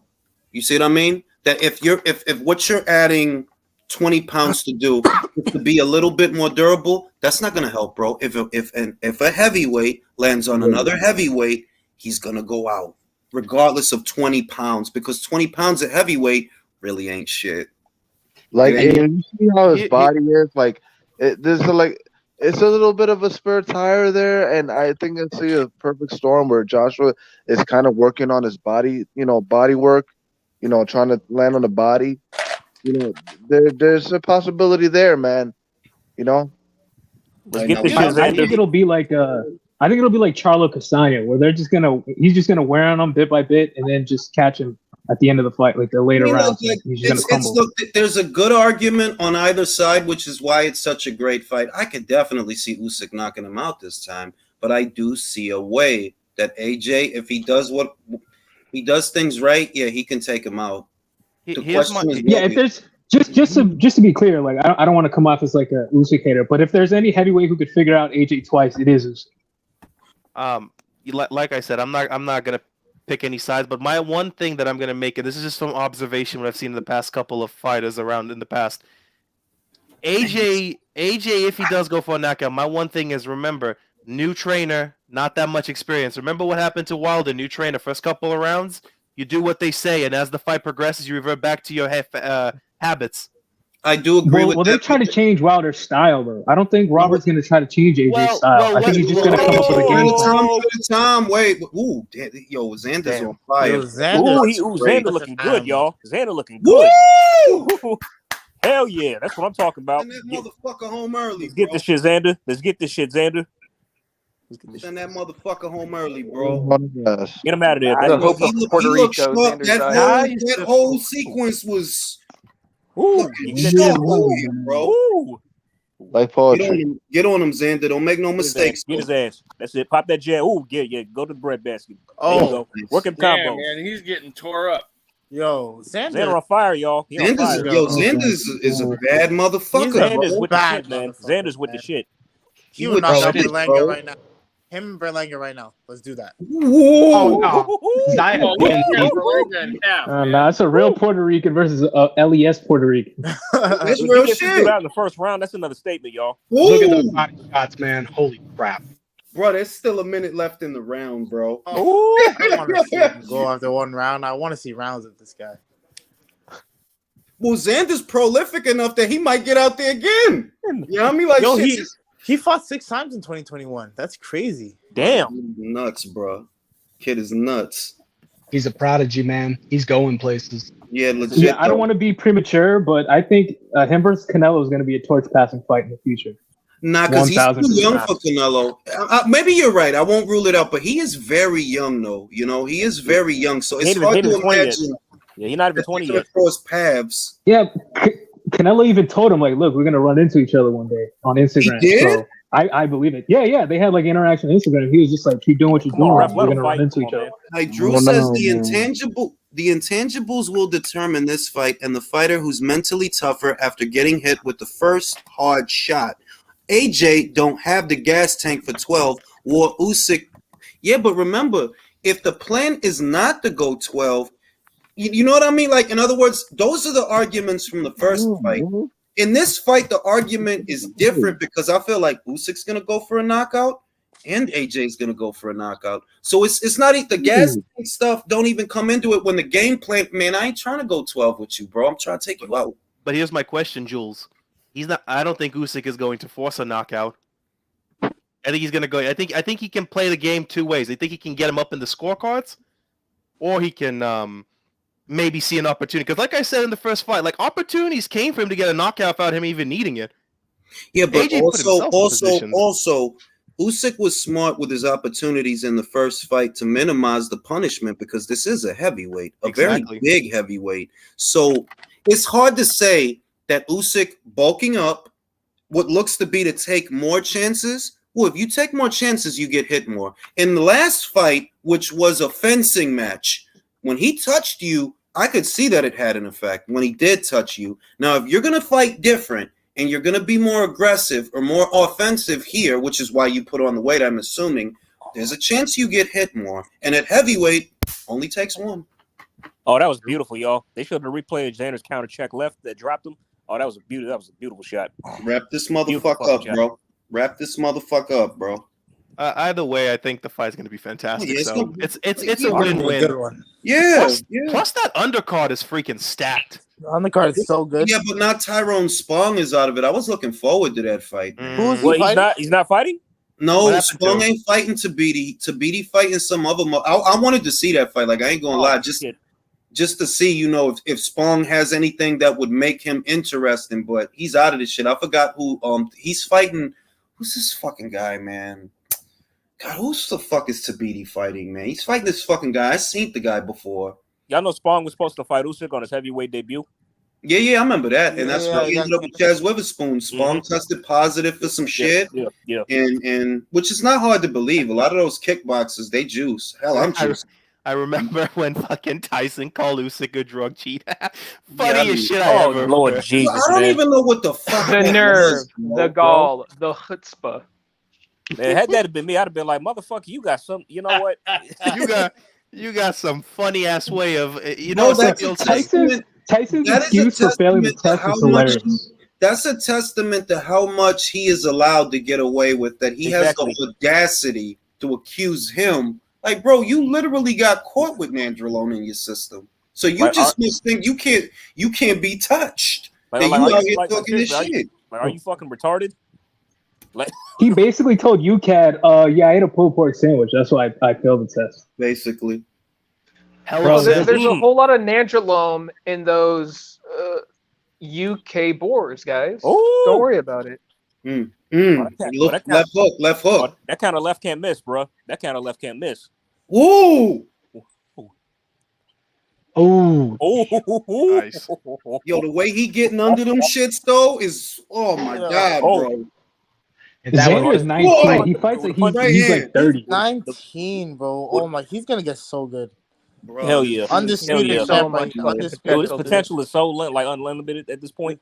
This is undisputed champ right here. Easily. Oh, them punches are bothering his ass. He fights better than some champions. At 154 he's at right now, right? Well, eventually, I'll tell you this much. Because of how good he is, right? When it comes time to put up the money to make something happen, Top Rank will make something happen. Trust me. This is not just anybody that they grooming. You feel me? So when it comes time, you motherfuckers, I'm the man. This guy's special, bro. Yes, he is, bro. Jules, let me ask you this. Hey, Jules, let me ask you how high can Xander go up in weight? What's his limit? What's his cap? You think? 168. 168. Yeah. Okay. Xander is the next Puerto Rican superstar, right? I would say so. Usyk is a Capricorn like Ali and the same birthday. You will see 2020 roper dope in honor of Ali. And when Usyk put on the weight, you dosses. Listen, man, even Capricorns lose. Don't forget, Usyk's a Capricorn. So's David Lemieux. So's Gabe Rosado. Let me finish. So's Ali. He lost. Let me finish. So's Gabe Rosado. So's Derek Chisora. So's Bernard Hopkins. So's Roy Jones Jr. With Capricorns, they're great, but we take L's sometimes. We do. Again, because we're willing to fight. And here's the thing, though. Like, even whoever loses, however the fight goes, I'm happy the fight's happening. In my real talk, the fight is a win for the fans. So it's a win for the fans. Now everybody's silencio because I got to deal with this. He didn't say that Usyk is Ali. Are you hard of hearing? He said they have the same birthday, fam. Like, what's the matter with you? Like, you just in the comments saying a lot of just weird shit, bro. He didn't say Usyk is Ali. They literally have the same birthday. That's what he's talking about. This King KO guy talks a lot of shit. I've seen him on other channels. Yeah, what's the matter with that dude, bro? Going for a walk, King Cole. Instead of talking shit. Hold on. Because they're both Capricorns. He literally just said that. Like, you don't know how to read? Same birthday. Or on the same day, won the Ali trophy. And this is why I'm telling you, you cannot underestimate the lack of intellect. Because it's like he didn't compare him to Ali. He's saying that they have the same zodiac, fam. You need me to interpret that for you? He said it in English. Bro, I feel like he's the kind of person who actually starts dating based on the zodiac. I'm gonna tell you. Look, listen. Look, I'm gonna be real with you, bro. That zodiac shit is real. I can't be around too many Leos, bro. I can't. Never trust a Leo. You see, my zodiac says one thing, but my ex says I'm Cancer, so I believe it. I'm my God. Xander! Oh my God. Yo, he's beating the shit. I I think he could beat most of the top 154s right now. Yo, that's what I was gonna say. Yo, imagine 5 years from now where Xander, what do you call it? Virgil Ortiz and Jaron Ennis all at 154. Yo, bro, I'm gonna tell you what, bro. I'm gonna tell you what. If you don't stop talking dumb shit, bro, you just gonna get kicked out the chat, bro. Like, just save us the trouble and get him out now. Nah, because I don't like to be like that. But I'm like, fam, what's the matter with you, fam? Like, he didn't compare. Like, what's the matter with? Like, what's wrong with you, dog? Just because you're typing doesn't make you convincing, bro. Yeah, I'm one dumb fucking comment away from like, bro, go somewhere. I know that there are other channels that are live right now doing this fight, so you can go to one of them because I don't have. Well, because he puts his comments in all caps, that some reason means he's right. Go to I guess right. That's how they be feeling when they type the show. Let me put it in all caps, so you're like, no. Go to. I bet he sounds like Roy Romero. And I don't get why like people like him take this shit so personally, bro. We're talking about a fucking sport. Because of this. That's why. Man, And let me champ the shit because I have to say this. You stuck on this. Nobody up here gives a fuck about that. That's all you care about. Say it again. We don't care about that. You don't talk the truth. You sound like a doof. You know what I mean? Like this is why you getting tight because you compared this guy to that guy, yo fam. If that's how you feel, you in the wrong place because you got Ukrainians and Americans and Latinos all on the same panel, and ain't none of us worried about this. Only I'm a Ukrainian Jew, man. I'm as dark as they come. Well, I'm a Jew from Krypton, actually. Of course. Shalom. I didn't know Krypton had Jews. Oh yeah, we got the curly sideburns and all that. yes. The second coming of Super Jew. He has the S on his yarmulke. Hey, Jules, but are you Sephardi or Ashkenazi? Superman was already created by a Jew. Super Jew. You know what I mean? Like, shit, man. Like, you got a diverse.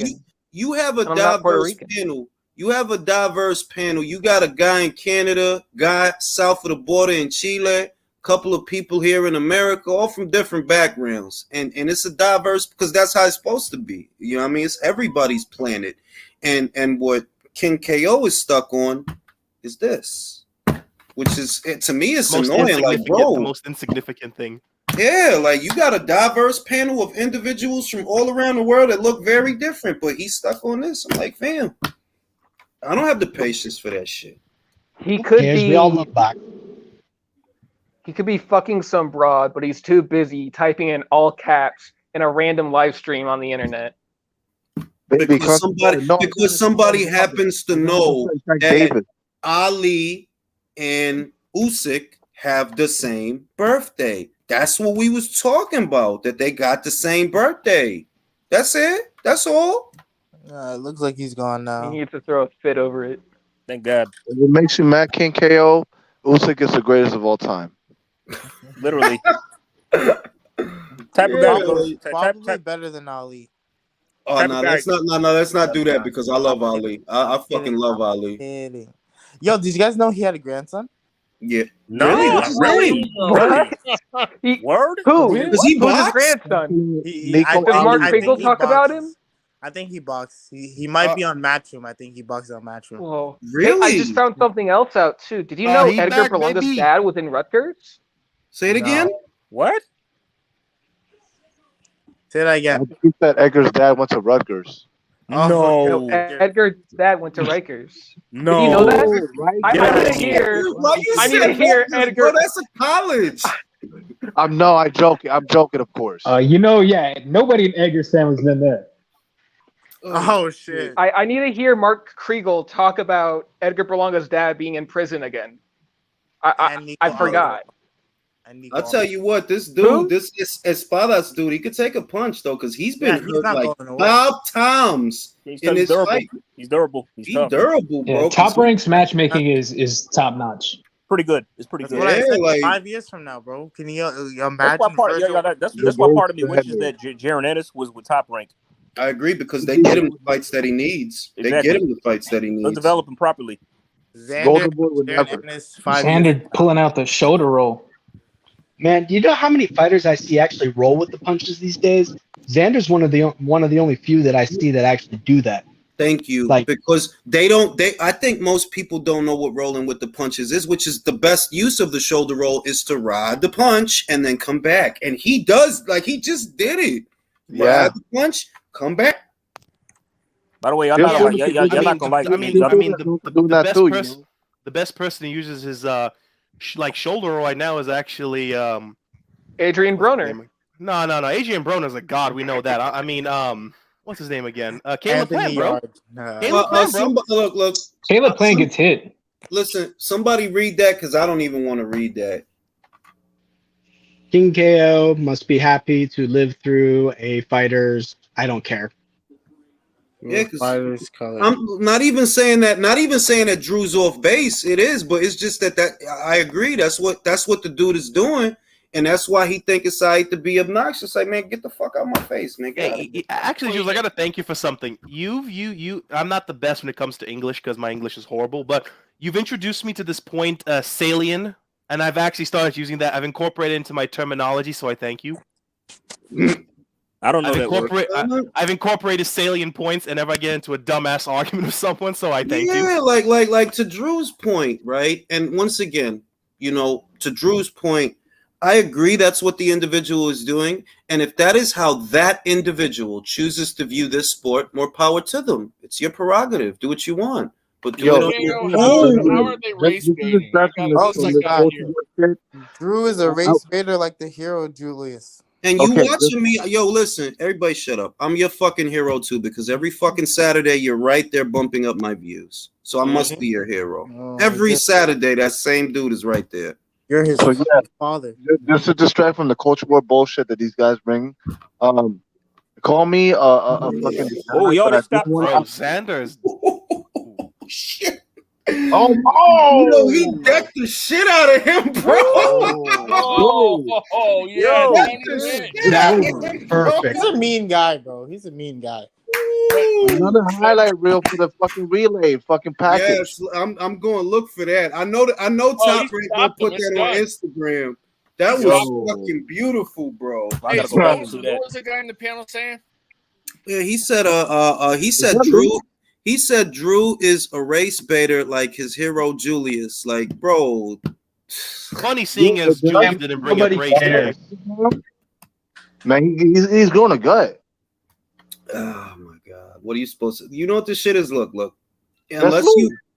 Unless you play this game where we're all supposed to talk like we're stepping on eggshells, like we're all supposed to cater to King KO and whatever. Like, bro, listen, bro.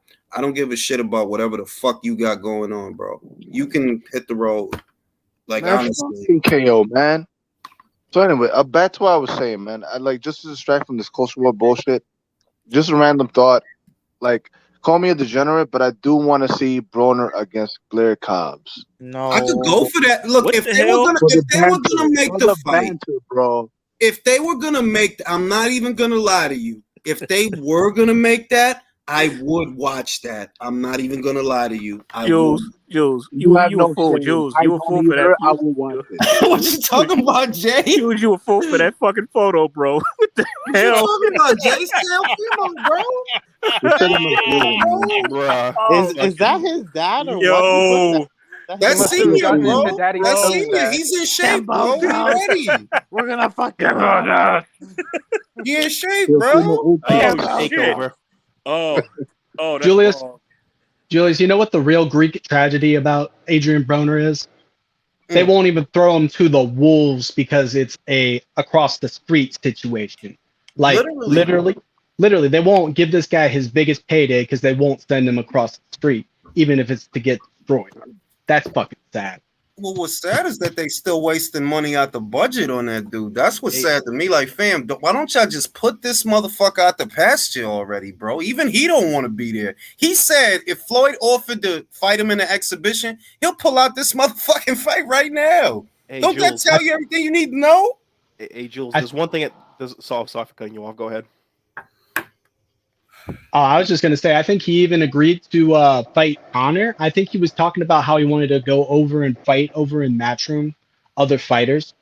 I think I remember hearing him say that. Well, he did say that, and then he went back on it. He did say that though. He said I'm gonna call Eddie if Showtime don't offer me. He's in something to the effect of if Showtime doesn't offer me nothing and Al don't offer me nothing, because he was having one of his titty attacks over Al and Showtime. He said he gonna call Eddie. Then he called Eddie, and the kind of bench shit started, and then he reneged and back to Showtime. You're not gonna tell me that you getting buku dollars for Omar Figueroa. You're not going to tell, like, no way, bro. I'd be surprised if you get more than an M for that fight. And even an M to me is too much for that fight.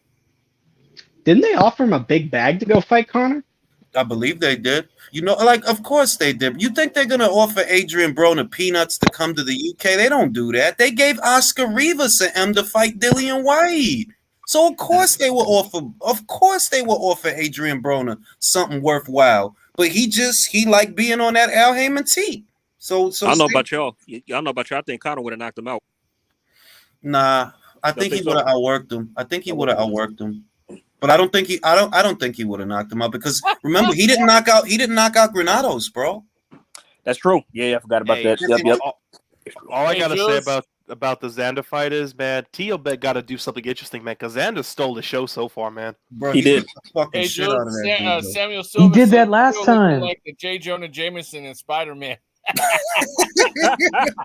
Bro, he looked like Magneto, bro. house. No, why does he look like the general from the Incredible Hulk? What's his name? Fucking Ross. So this is Bruce Banner. Campas is Bruce Banner, bro. Yo, real quick, what you said with Xander Zayas, man, that's main event material right there, man. Oh yeah, bro. Yeah. That shit was beautiful, bro. That Yeah, whole honestly, ass whooping was beautiful, bro. He's a future superstar for sure. The whole ass whooping was beautiful. Put Berlanga on his undercards. Thank you, bro. Thank you. I really don't know what the fuck Is that the guy who got dropped? Like, what are they going to do? Like, what are they going to do with him? What are they going to do with him? I literally don't know, bro. I think they're gonna drop him after next. You think so? You think they'll drop him? As soon as he loses, they'll drop him.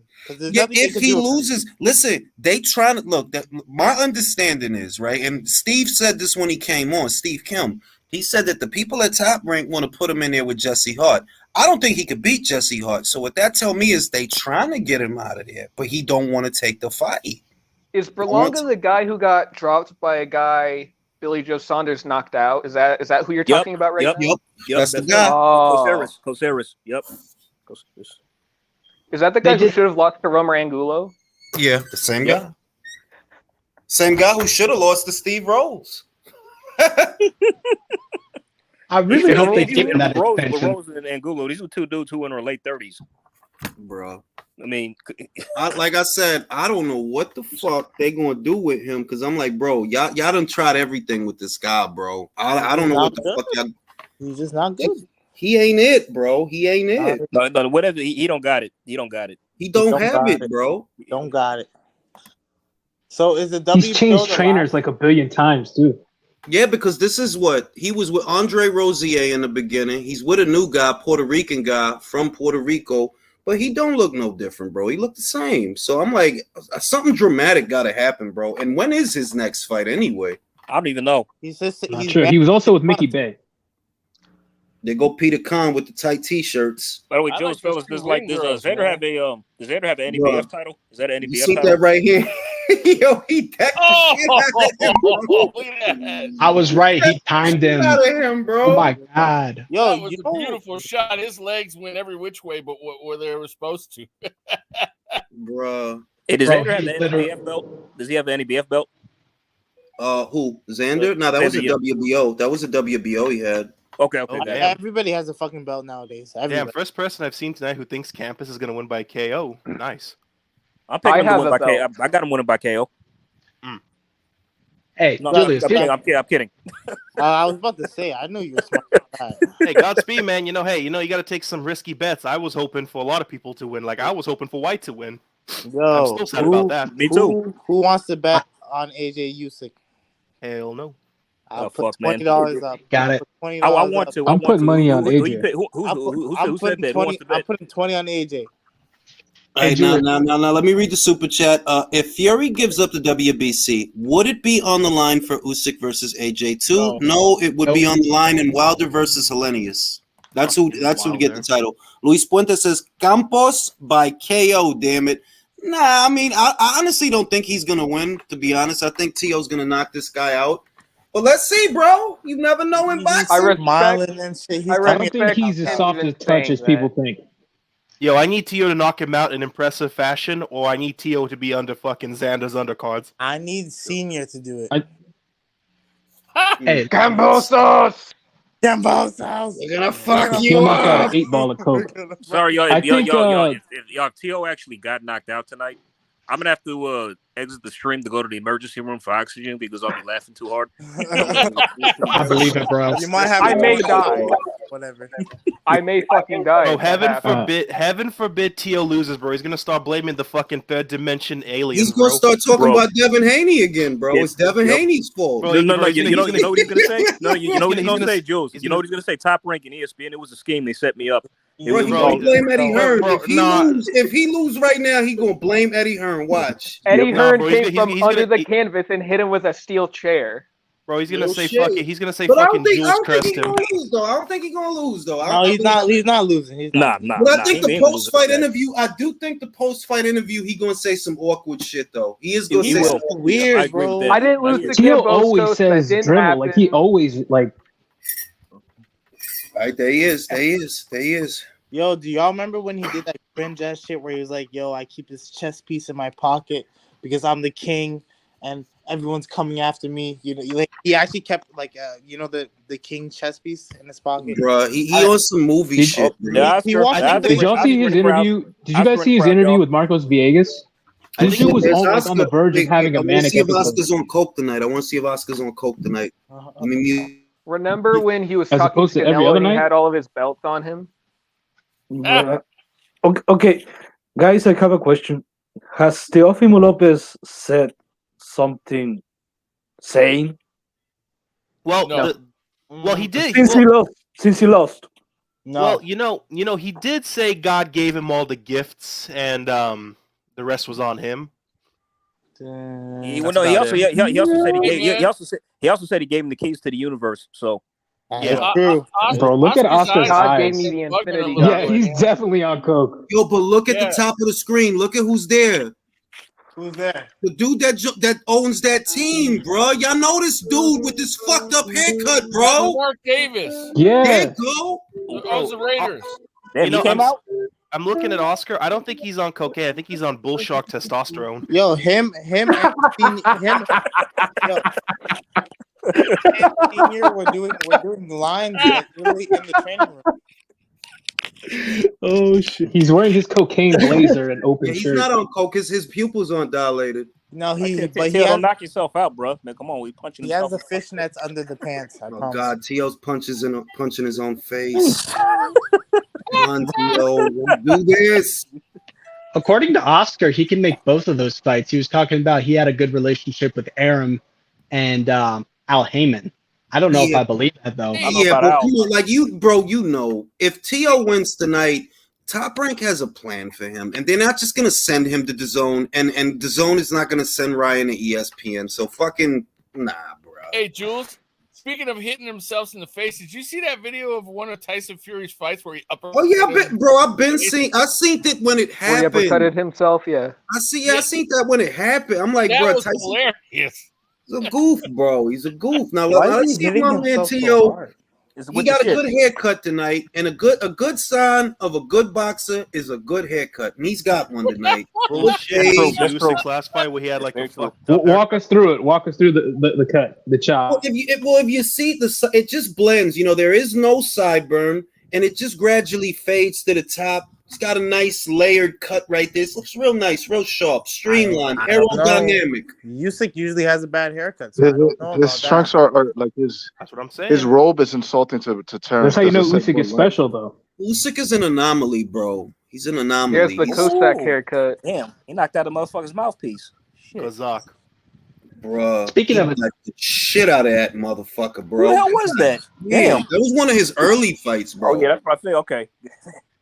Like, come on, T.O., man. It's time for the get back, bro. And please say some awkward shit that I can make videos Usyk about had this that Sunday. same haircut when he was in the amateurs, but it was much better when he was in It's a amateur. buzz cut. It's a Somebody buzz cut. fucked up It's his the haircut. resurrection. It's not the takeover. It's the resurrection. Sponsored by Bud Light. I just want him to say something really fucking awkward that I could talk about tomorrow. He needs to bring his career back to life. I hope his dad is drinking a Coors in the corner. That'd be nice.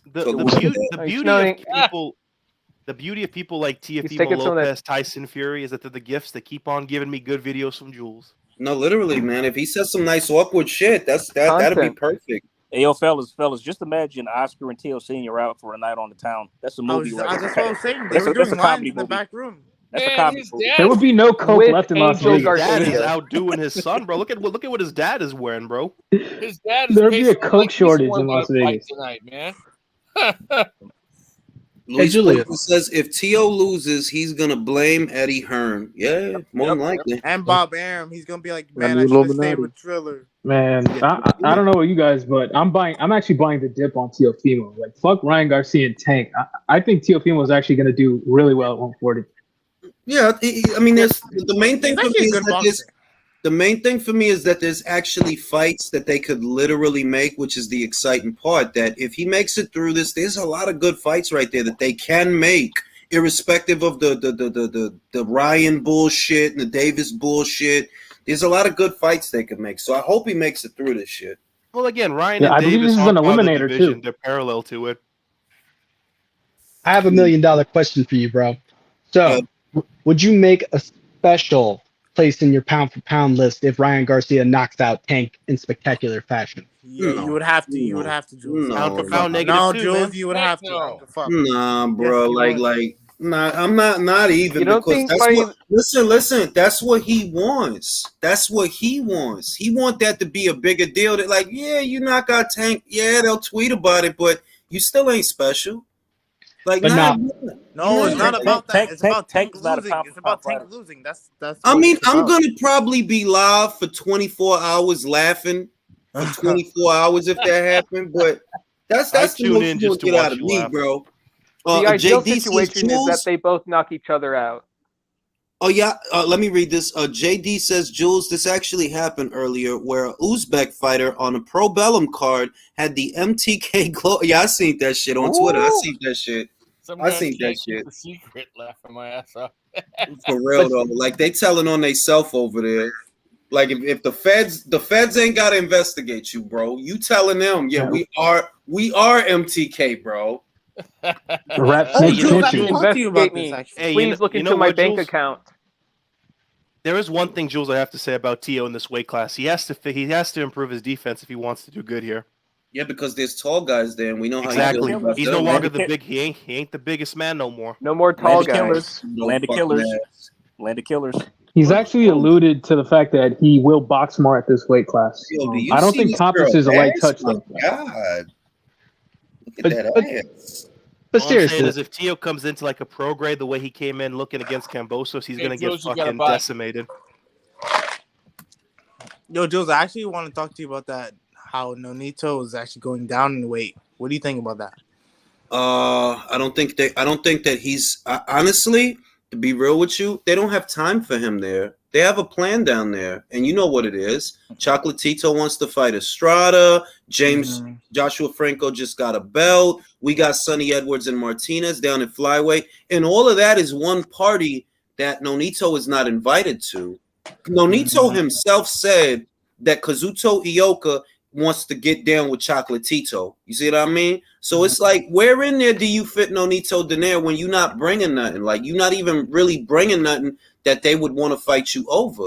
So I just don't see him being a part of that scene, man. No, but it's also like Nonito is like one of my favorite fighters of all time. But don't you feel like it's kind of like a weight bully thing, though? Oh no, it definitely is. It definitely is. Why would you go down? Like, if anything, go up, bro. Why would you go down? But he knows that 122 in the past, you know, it gets a little bit more difficult up there. He's older. He wants to fight naturally. Like, I understand the move, but realistically, it's like, Who wants to fight him right now? For what? For what? You 38. You ain't got no belt. You just got knocked out. What am I gonna fight you for? Sean Porter.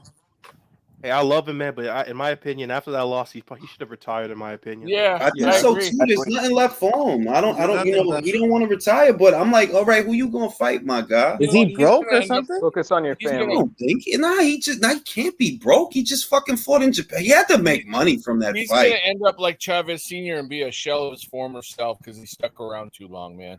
Shit, I think he's sticking. Shit, that's real shit. Sean Porter is in the house. Everybody in the building. Everybody with the shit, man. Keyshawn Davis, Sinisi Estrada.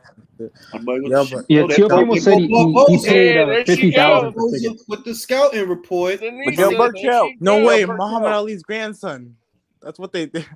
Well, Oh, who? God. I've never heard of this guy. This is the first time I'm hearing about him. That's Muhammad Ali's grandson, man. Yep, Really? all right. Whoa. Y'all think they'll ever do Keyshawn Davis? Shit, they versus go Muhammad Ali's talking to Mark Davis. The weight difference. Talking to Mark Davis. The weight difference. I thought they're both at 135. Ali's the grandson's a middleweight. Oh, hey. Keyshawn is 135. I was bugging. My bad. Yeah, Keyshawn's 135. He just looks small. That's why. By the way, Joe's question, like, so Estrada vacated his belt, yes? Yeah. So Joshua Franco has it now. Okay, so if he fights Chocolatito a third time, so that's not going to be for a title at all, is it? Only franchise. Oh, what the fuck, It sucks, bro. It sucks, bro. I know. What's the point of even having a fight then? I mean, let me read the super chat. I wonder how much T.O. pays the YouTube channel that rhymes with lunch truck to spin and.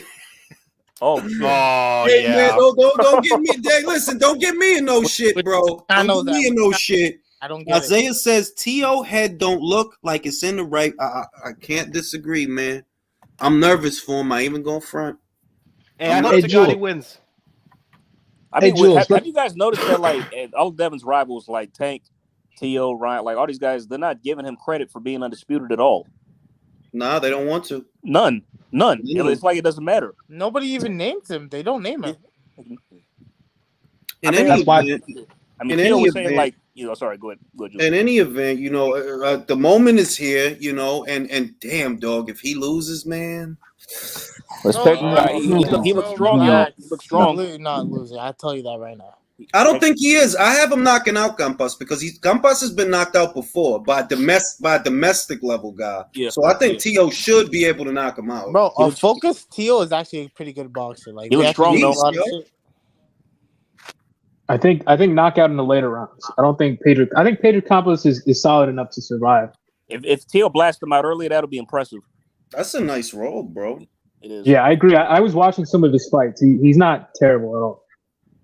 It's a nice fucking roll, bro. The resurrection, I thought it was the takeover again. Well, I just like the color I like the color pattern. That's some fly shit. Like, I would wear that to Walmart to go shopping. I like the bells on the back. Me too. Yeah, I wear that on the first date. Yes, that's nice, bro. The resurrection. So he's dead. Oh, he was. I can imagine the He's first the crow. date. I can imagine on a first date. On a first date, it's like, it's a special thing when I bring out my robe. Look at that. Former undisputed lightweight champion. Get out of here. He was never undisputed. That's ESPN Come on, y'all. bullshit, bro. Come on. That's the propaganda, bro. That's the propaganda, bro. Y'all know those dubs remind me of? Like Mission Impossible 2 when like Tom Cruise he set off a bomb when he was like, blowing shit up, and then like out of nowhere the villain is looking through the doors, then like a white dove flies in. Like, AJ, you may be onto something because with Earl Spence, it is like trying to defuse a bomb with his fucking, mandatories.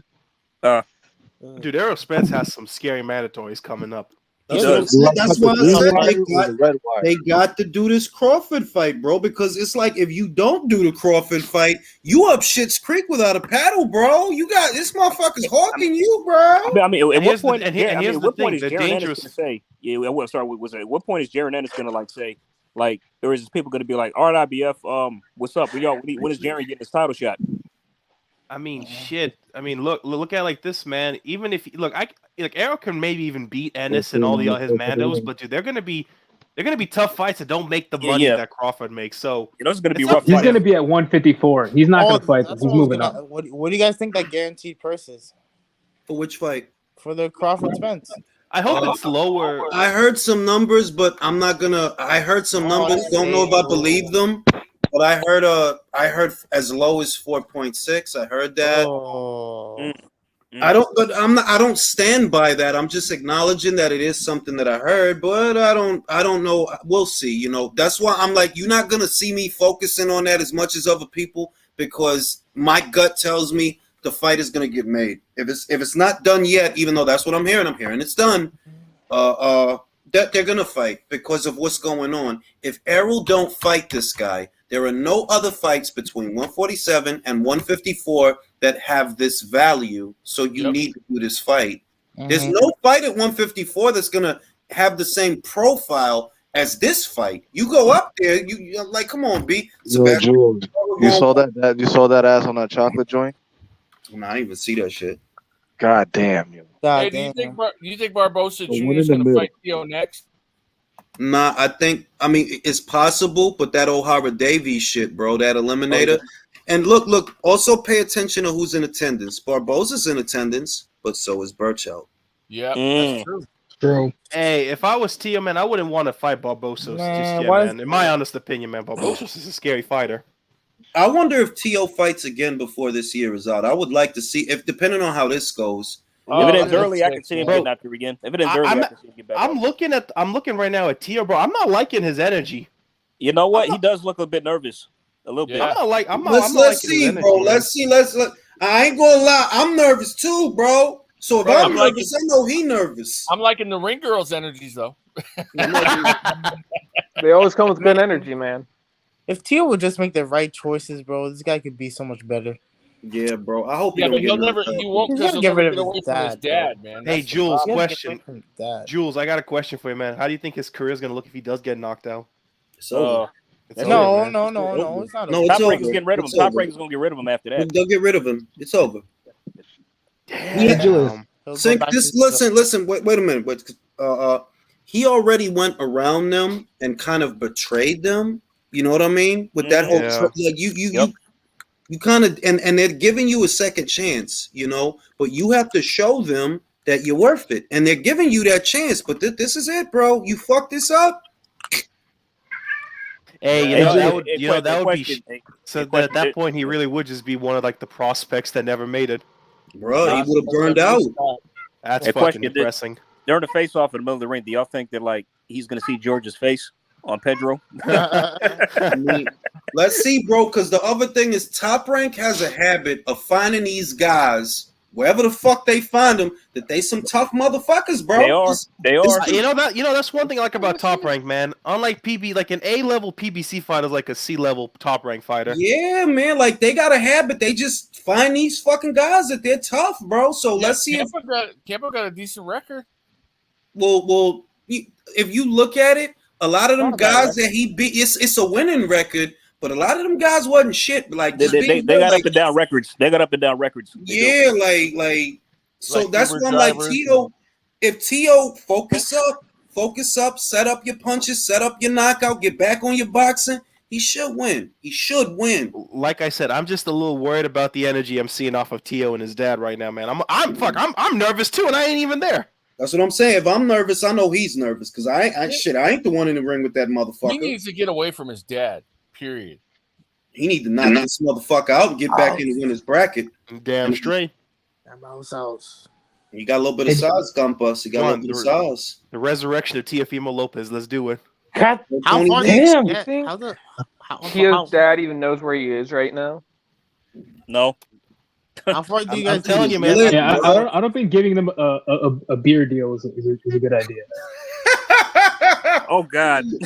All right, everybody. It's about to be showtime. Let's see what it do. Here we go. But Man, you know, Tio's dad looks like he's a member of Nucleus, that old band from the '80s with that outfit. Bro, Tio's dad looks like he's been dipping into some fucking Oscar's supplies. He looks like a Shar-Pei mix. Hey, Julius, let me run something by you real quick because I think this is crazy, but I think it could actually be doable. Like Sebastian Fundora versus Zayas. I think Zayas could, that's actually a fight that Zayas could actually be very competitive in. Won't happen. Won't happen. No, it won't probably. Samson is too invested. It won't happen. Trust me, it won't happen. That's why I don't waste Julian. time on it. Like when I think of Zayas and the guys that the PBC has at 35, when the time comes, they'll pay out to get him a champion. But as far as all those other guys, forget about it. Forget it. Oh, they're feeling each other out. The jab is looking good. The jab is looking good. The body shots are looking good. Teo's landing though. He's landing more. Yeah. Nice uppercut right there. That was nice. His accuracy's on point. He's not rushing. He's setting things up. Mm-hmm. Nice boxing smart. He's boxing smart now. Yeah. Looking good. Yeah. Get there. Both him and his dad have said that they're gonna box. Yeah, just box, bro. Let the knockout come, because that's how you used to get him before. Just let it come. Don't chase it. Julius, why do you look like Jay Opataya? Because I am Jay Opataya. I'm the IBF champion. It all makes sense. I've been hiding in plain sight. My jaw ain't broke. Yo, Julian, you got Sonny Edwards in that fight? I'm leaning towards him, believe it or not. Who's Sonny fighting? He's That's a little bit biased. I know Caesar. that's biased. Oh, it's official? No, it's not biased. It's not because of that.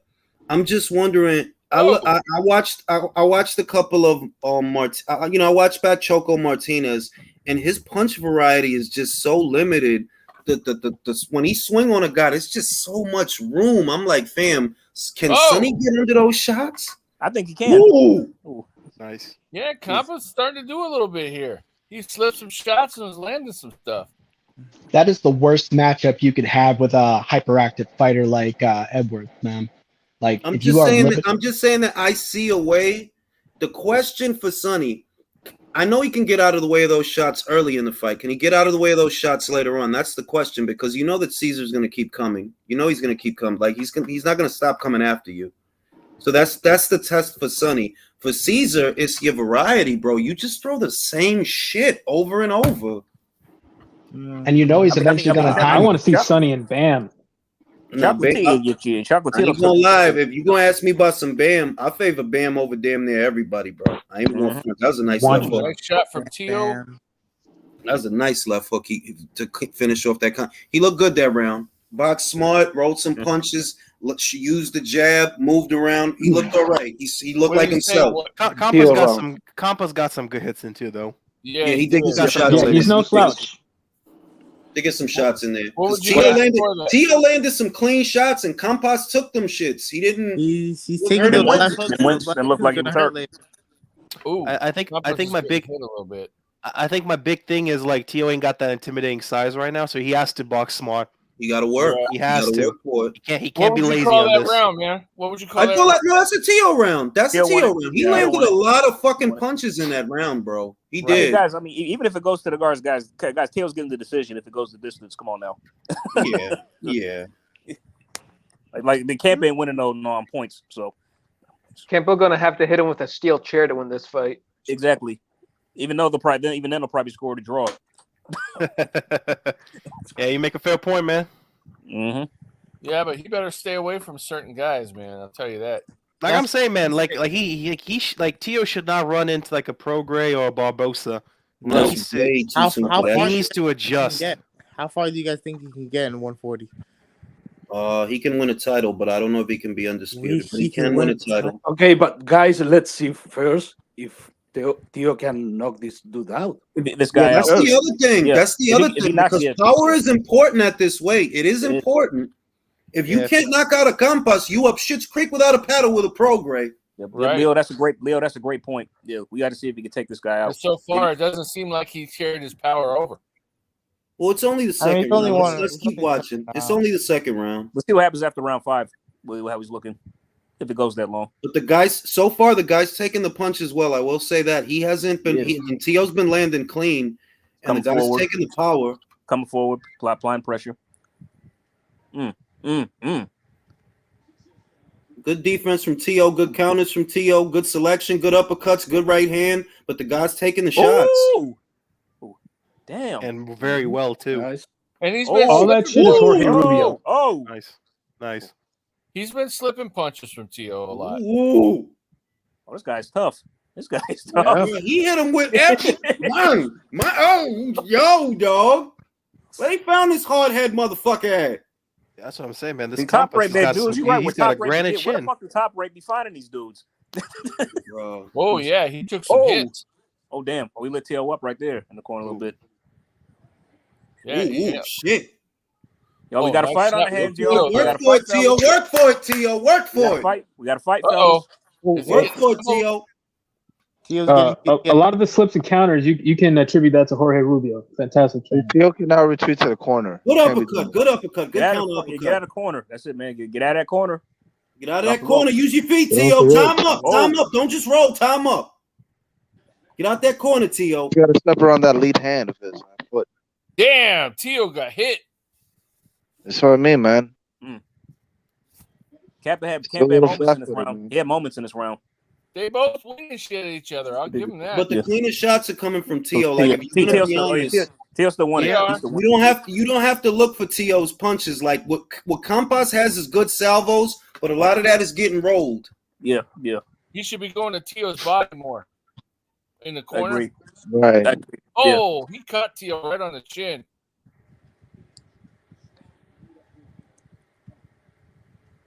Stop backing into them fucking ropes, bro. Step off them shits. Backing up in straight line. And Pedro's with the shit, y'all. Yeah, he with the shit. No, Pedro wants to brawl. Pedro, he hasn't been hurt by anything T.O. hit him with. That's one thing it would be crazy if he knocked T.O. he's out durable. early. Hey man, that Banging power. the gloves together, acting like he's won the round. Maybe he has. T.O.'s looking like he's a little bothered by this. He looks confused, actually. Only he only looks two like rounds. he's a little bothered because dudes. He just needs to stop backing up like into straight lines, man. Like, come on, man. Step around.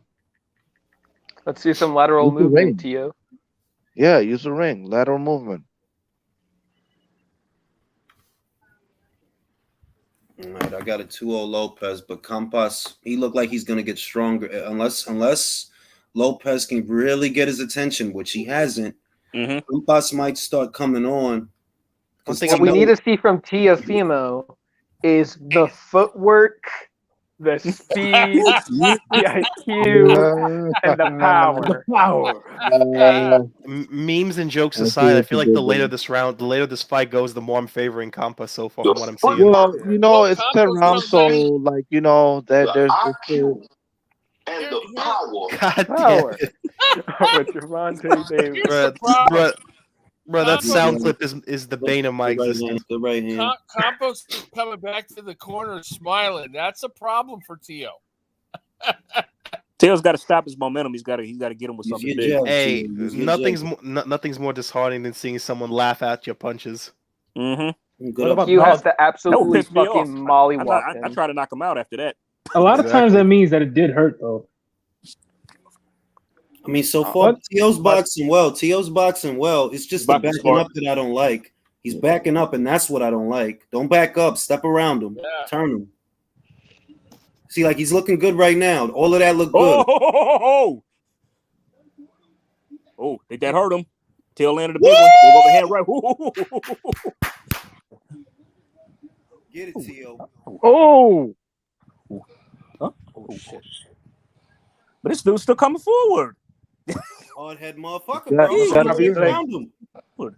Hard head motherfucker. He needs to go to the body more. This keeps up. T.O.'s going to get him eventually. He's going to get a knockdown to stop him. Body shot, good jab. Oh, yeah, I'm trying to tell you, Campa is not a soft touch. I think he's durable enough to survive. Not him to the body. No, this is a good debut fight at this weight class for him. Counter when you slip. Counter. Don't just do it to be doing it. Counter. Slip and counter, bro. On the jaw, dude. In a 1-2-3. Oh. Tail, get at it. Oh, come on, get out of the fucking corner. Come on, get off the ropes. He just doesn't put his hands up effectively well. Damn, he doesn't. Not because he tried to roll it. And Campas, it There really you is go. the right shot. Not good for him. Yeah, he just had a 3-piece. He started smiling at Campos when he went to the body. That hurt him.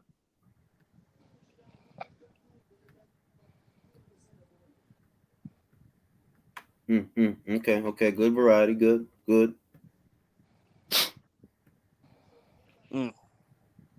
See, Tio gets bothered and rattled when people start hitting back, man. Yeah, you can he see it does. that he doesn't like When it. He people don't like can shit coming withstand back. his at him. power. He looks lost. He does. Good right hand, good counter right hand. Like Tio's showing good work, but Campas is showing good chin, man. That dude hard head motherfucker. Yep. I wish he'd keep going to that body though. That's what he need to do because this guy can obviously take the head punches. Go to the body and the head will die. Well, he is going to Tio's body, but just not enough. All right, that's 3-0 for Lopez so far. Well, that was a good shot from Lopez on the I actually think Teofimo looks pretty good. Honestly, he does. He looked all right to me. He looks like the one who's getting stronger as the rounds progressed. That's good. Yeah, but his problem is he keeps backing up and going into the corner or the ropes. He needs to stop that. He did like just at the end of the round, like he's trying to shimmy. Yeah. You're underwater. I think he's again, almost like trying to Virtuoso. prove that he can fight on his back foot, which I think He'll is still silly. get touched though. I don't like that. Tio's advantage right now is that his shots are very wide. He's limited. That's his only exactly. But Tio's still getting touched. I don't like that. I don't like to see him get. You're right about that. When he get hit, you could see that he kind of little shell. He acknowledges the punches. He looks lost. He looks yeah. That's always been my problem with his style, though, because sometimes he is a little arrogant. Remember the 12th round with Loma when he got cut up real bad? Like he literally couldn't miss him. Loma couldn't miss him in the second half of the fight, bro. But when he started letting his hands go, bro, he dude. Yeah, he was starting to get into him.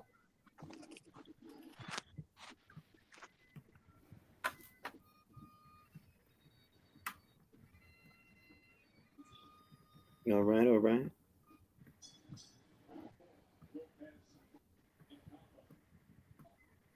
Good kind of low left hook on the inside.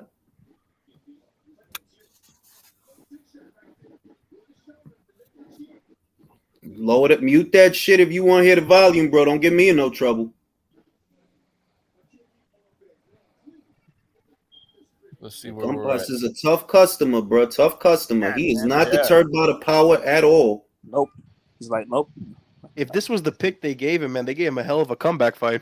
I'm telling you, man. Stubborn guy, man. Very stubborn, bro. Because he had a lot of clean shit, and he's still marching forward. see that's what I'm talking about, though. Like he's getting comfortable timing him, but I know Campa's going to come back with something he don't see if he isn't careful. Yeah, I think he's kind of walking Tio down a bit. Now, yeah, he kind of is applying pressure still. Yeah, you see, Tio really does have difficulties with pressure, man. Yeah, but I don't think Campa like landed with succession. That was a nice right hand from Campas. Oh wow. I got Campas winning this round right now. Me too. Yeah, same. Yeah, hands down. Yep. Tio's not doing much. He ain't doing much. He's letting Campos light him up. Come on, Tio. What the hell is he doing with his hand shit? What the hell is it? Cross guard. I don't know why he's using a cross guard on himself. Dude, Tio, don't be cutesy. Man. Come on, man. You don't fight like that. Come on now. Yeah, what the hell is that? I don't know why he just tried to use why did he just do that? Tio, you ain't George Foreman. Cut it out. What the hell was that? Like, I'm just confused why he just did that. I think he did it because he's trying to roll punches off the shoulder, but they're getting through, so he's trying a different guard. But that shit just looked awkward as hell. Bro, you don't do that either. You don't do that. Stick to what he was doing for the first 2 rounds, man. Just box smart. Yeah, it's a campus round. It's a campus round for sure. Yeah, I think that was something I think the cross guard was probably something he worked on at camp because he did that shit in his warm ups too, in his pre-fight shit. Mm-hmm. There was no reason to do a cross guard right now. Okay, for me, the cross guard is something you do when you feel pressure and you try to relax. You try to do some weird ass shit, like smile, like do a shuffle, something like that. For me, that's an indicative, like it's being pressure. Mm-hmm. What's funny is like one person who did the cross guard was Burt Cooper, but he got hit like a motherfucker every time he did. Yeah, he did. I'm happy you brought up Cooper, man. People don't talk about him enough. Nah, they don't. They really don't. He'd be a love problem Cooper. for today's heavyweights. Oh yes, he would. Hey man, so far Chisora uses it. Campas eating up Tio's punches like it ain't nothing. See, that's what I don't. Guys, we have to acknowledge this is super lightweight. Yep. Tio is not a weight bully anymore. Yeah, he's not a big guy at super lightweight, which was always a thing that I wondered that, like, look, you big for lightweight, but at super lightweight, you got Chung up there, Prograis up there, Ramirez up there, Taylor up there, Cadillac up there. I wouldn't even mention those people if I was Tio right now, man. I mean, now look, look. It's early. Let's give him a break, and then after the fight, we'll decide. But right now, it is still early. It's not even the midway point of the fight. It's only round 5. Lopez has landed 45% of his shots. To your point, he weighed in at 138, so maybe he fucking pushed it too much in camp. Perhaps he might have left something in the gym that he should have brought here. Yeah. Now use your fucking jab, because if you don't throw yours, he'll throw his. Now Andre got clean sweep, but I don't see it that way. Campas won that 4th round to me. He did. He did. You know Andre's gonna be biased though. So yeah. That's he's doing what he's paid. When doesn't he have a fucked up scorecard? Yeah, that's becoming a thing, bro. It really is. At this point, he knows he's got a fucked up scorecard. He just waits for someone to call him out. I would. Tio's trying to set up a big counter when what he needs to do is be busier. Be busier. Don't try to just hit him with one hard shot. Be busier. That's right. Do what you were doing in the first round, man. Play smart. Play around. He's expecting his power to do something, and it's not. Well, look. He should after like the first 2 rounds. Power is not what he needs right now. He needs to play smart. He needs variety and he needs volume, because if you're not throwing, he is. Let his hands go in combinations. Not only that, but he needs good right hand. Utilize that forward to catch from an angle that he can't catch you. Get off the fucking ropes. Get away from the ropes. Get off them ropes, bro. Get off the ropes. Tio's touching you up. Get off the ropes. Tio's getting hit. He's getting hit. He's getting hit on them ropes, bro. Yep. I think I get why he's using a cross guard now. It's because Campas is so working. awkward. No, the shell's not working. That's why he tried for the cross guard, because the shell, even when he tries to roll it, he's still getting touched. But you don't use the cross guard at all either. You know what I'm not noticing? I was expecting Tio to go to the body more, man. That's why this guy hasn't slowed down. Yeah, he's not. All head punches from Tio. I mean, he was jabbing him to the body in the first, but he's abandoned it the last 4 rounds. Yeah, he has, and he keeps getting hit. I don't know if Tio's won this round either, y'all. Nah, it's a close round. This is a close round, to be honest. I can't separate him in this round. Campas is still. Sorry, go ahead. I think he need to finish. Tio need to finish strong here. Yo. Oh my god. Ooh. Oh. Damn. Good from Tio. Very good. Fight your way out that corner, bro.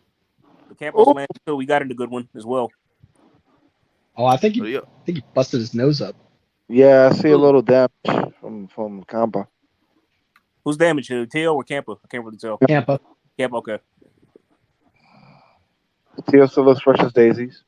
Good shots from Tio. Finish strong. Mm-hmm. Make it easy for me, bro. Finish strong. Win a round. Come on. Just open up. Let him go.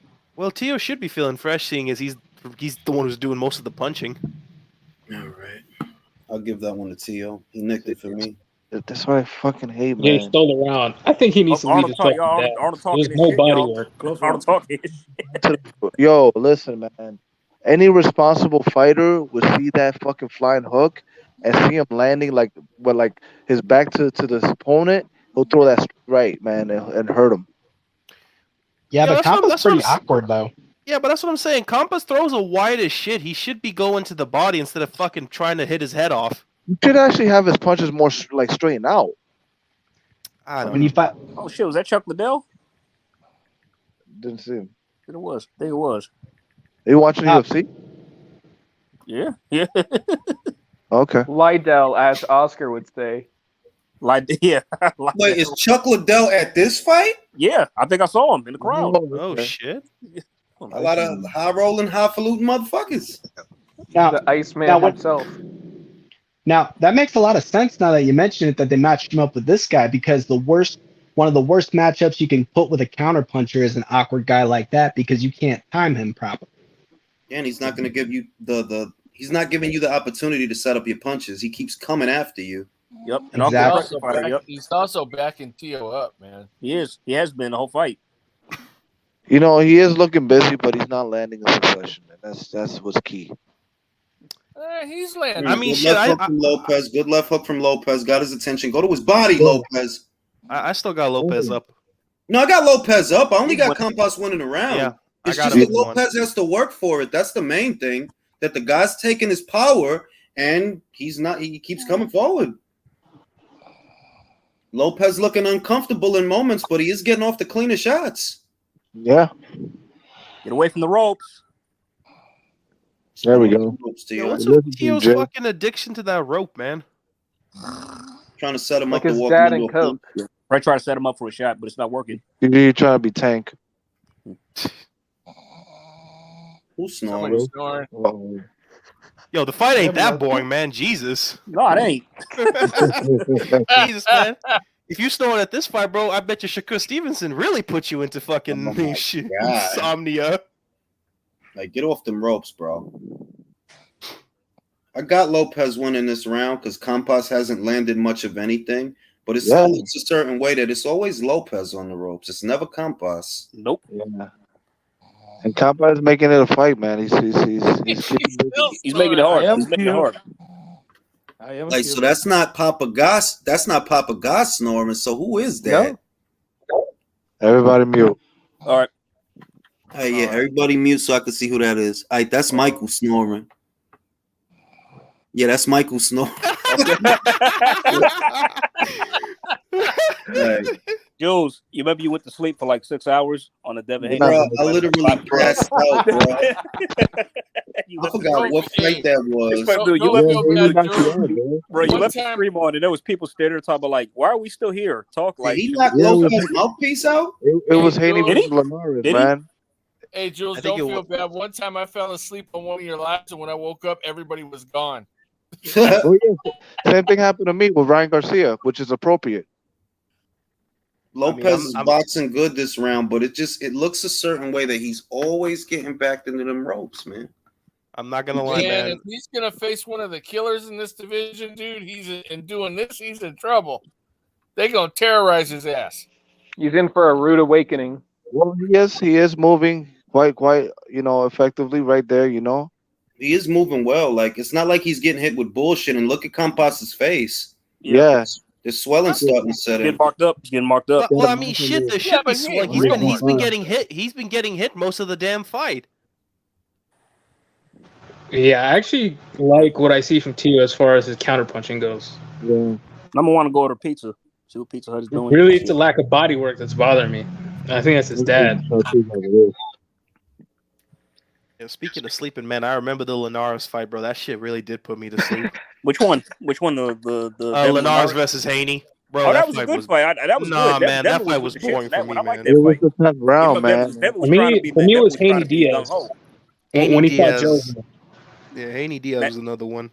That was boring up. The Haney Diaz fight, yeah, not much. But I did like the Linares fight with Devin. I did like that one. Yeah. I thought Haney was mostly doing the busier work and then until he got stung. Until he got caught. Yeah. Ooh, this chick that's Dr. Mario has to be trolling. He said Ryan Garcia would beat Tio. Bro. Hey, yo. Sure. Yeah, was that Oscar squeeze? I don't know about that. Classic joint. Based on seeing motherfucking Ryan knock out a fucking 130 pounder, bro. 26 pounder. 26 pounder. Yeah, really, right? Shit. That was a deadly pounder, man. Shit. Who was smaller than he was, too. That's what she said. Yeah, you don't got to go into detail. All right, good. Oh. Hello. Acclimate, bro. Finally. Acclimate. There we go. Acclimate, bro. Highlight. All right. Yeah, that's definitely going in the intro. Come on, finish strong, T.O. You're going to get him now. Bro. Get him now. Don't get crazy, bro. Pick your shots. Don't get crazy. Pick your shots. Let it happen. Let it happen. You're wearing them down. You think he's on Queer Street? No. He doesn't look good. He doesn't look good, bro. Nope. That's it, T.O. Pick your punches wisely, bro. Tio's accuracy is phenomenal.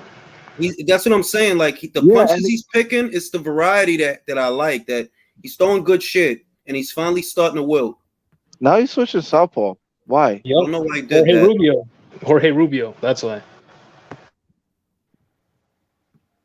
Well, Campas looks like he's The still eye is closed. The eye is closed, so he should stay orthodox to land the big right because that eye is shut.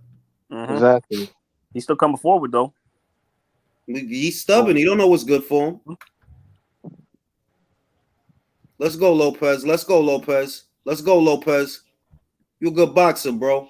Get jiggy with it, bro. Get fly with the shit. I ain't. Stop showboating, man. Just do your That's thing. right, motherfucker. Man is gonna have Oh, no, he need that. I'm gonna tell you why he need that. He need that. Trust me. He need that. Okay, you're right. He need that. So he could get in there and feel good again. He need that. Exactly. You need to find rhythm in there. Find your confidence, T.O. Get it back. Get it back, bro. That's right. Put them uppercuts in there, bro. Woo! Oh! Get it back. Get it back, T.O. Get it back, T.O. Get it back, T.O. Let's go. It's over. It's over. Oh, wait, come on. Good man, T.O. T.O.'s Looks like his power did carry him. Right. Get it back, T.O. Get back to the old T.O., bro. There we go. Fall on your face, bro. There you go. All right, there you go. I picked him by now. Was that a little early? No. Nah. No. I think a fight between him and Ryan would be a 50-50 in my opinion. Congrats to Tio. I'm rocking with Tio. I'm rocking with Tio on that. I think he beats Ryan and Tank, honestly. And I've said that before. Don't worry, because that fight's not going to happen. Yeah, don't worry about it. They safe, bro. Don't worry about it.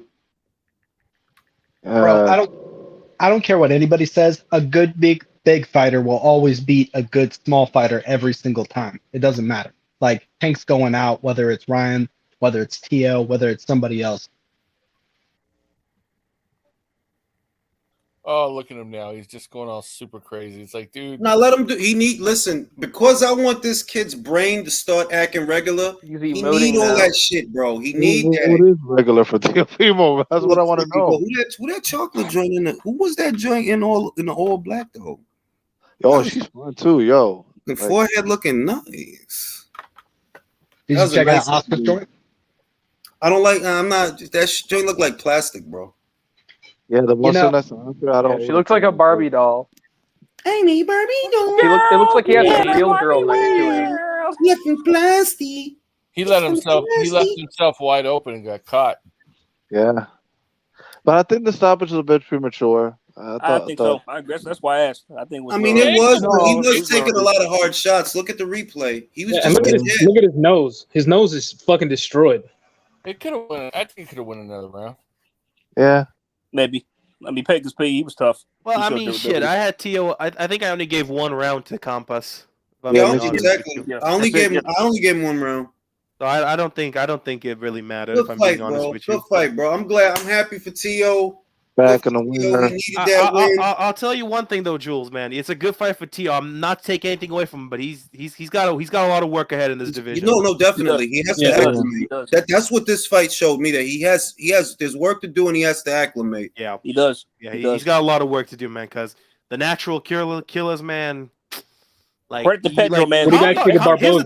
Here's the thing. Campas threw a lot of like wide shots. Like Campas was very not necessarily disorganized or nothing, but his shots were very like he was limited. Predictable. Very thank you. The was what I was looking for. Limited.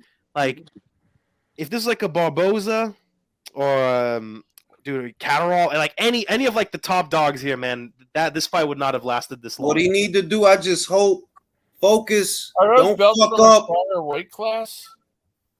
Say it again. Are those belts from his like prior weight class? Those are belts that'll get him in position. That's what those are. Okay. Those are belts that'll get him in position. Well, was this an eliminator? What those belts tell me is that he's going to WBC and the WBO route. Yep. That's what they tell me. Well, good on Tio, man. I'm happy. So all that shit about the WBA with O'Hara Davies. Nah, all about I give a fuck about that. Where did those belts come from? Is my question, because he lost all his belts down below, and he just got to 140. So what did what you have to understand is that these belts come out of thin air. See, it's just like the banking system. They loan out money out of thin air because of debt. Hey, if I was, if we're like Virtuoso just said, why do you need a belt to get you in position for a title? Like, can't you just move up the ranks or whatever? Like, why do you need all the title? Did he I mean, call 1-800 you rent got to a beat the belt? guys that are being ranked, though. Isn't that how it works? Just have Bob Arum pay someone, man. in my humble opinion, I think Tio needs to fight again this year. He needs more fights in this Definitely, division. He needs another fight. definitely. I He agree. needs more fights. Yeah, I agree with Not a that. high He needs another profile fight neither, and not a high profile Hey, fight. yeah. He'd be stupid to go against like a top dog. Like acclimate to this weight. What do you guys think of him and acclimate. Barboza? Because he said he wants Barboza next. Fuck no, man. Barboza will kill him. Barboza's a big I don't know about that. 140. That's a bit much. It's more like 50-50. That looks like a 50-50. Yeah. That looks like a 50-50. I don't think Tio's going to knock Barboza out, but I'd still slightly favor him against Barboza. I don't think he'd kill him. Hopefully he gets a tune-up before he goes for Barboza, though. Shout out to Pedro, though, man. He came to fight. That he did. Yeah, maybe like a Jose Pedraza or some shit. I don't know. Maybe you can get the Pedraza Kame winner, something like that. What you think, Jules? Yeah, I think I don't think Pedraza would fight again this year, though. No, right. No, he is. He is. Oh wait, you mean after the fight, right? Yeah, I don't think he will. Because I'm saying like he needs a fight now. I think Tio needs more more rounds in the ring before he can go up against someone else. So yeah, he's been out too long. He needs work. Like against a fucking Zepeda or like a Regis, hell no. Or Josh. Yeah, I mean, if I was him, I wouldn't go for those guys. Not yet, at least. Hey, is that Alexis in the chat, man? Yo, what it do? What it do? What it do? Let me shoot him a link real quick. Good fight, good showing. Happy for Tio. All this, everybody's already starting with the Ryan Garcia shit, which I don't know why. Y'all know damn good and well Fortuna ain't no fucking 140-pound fighter. Y'all know that. Right, ain't gonna happen. So don't it worry ain't about gonna it. happen anyway. So it's like, why even get into it? It ain't gonna happen. You see, this is what gets me, man. Today's a day that for Tio, and yet they always do this shit. They always got to bring up Tank and fucking Ryan. It's the fanboy shit, bro. They bring up fighters they know underneath it all. They know them fights ain't gonna happen, bro. Like they not. So why even waste time on that shit? If he's going to WBO and the WBC route, what that tells me is he's trying to get in position for the winner of Prograis versus Zapata, or who's got the WBO? Oh, right, Josh has it. That's the route that he's on. He's either going in the direction of Zapata versus Prograis or the direction of Catterall versus Taylor. Hey, I'll tell you what though, man. If what's his name? If Haney moves up, if that fight with Loma doesn't materialize, that'd be a great fight. That's what I've been saying. But that's what I've been saying. That I'm not worried about Tank or Ryan because he's on the right side of the street for at least 3 good fights: a Haney fight, a fight with the winner of Pedraza versus Prograis, or Catterall versus Taylor. Hey, Jules, excuse my language, man, but fuck Ryan and fucking Tank, man. Those guys are on par. Fight shit, bro. Like they're fucking parallel. They are parallel to the division. They really all. They're the butterbeans. They're like the attractions of the sport. Sell your Ryan and Tank stock and buy the dip on Teofimo. No, Alexis, go ahead. What'd you think? Yo, dude. Yo, bro. Que lo que, maning? He put on the show, man. He put good on fight, right? He looked good, right? He looked great, man. That footwork at the end, he just shut it down, man. He shut it down.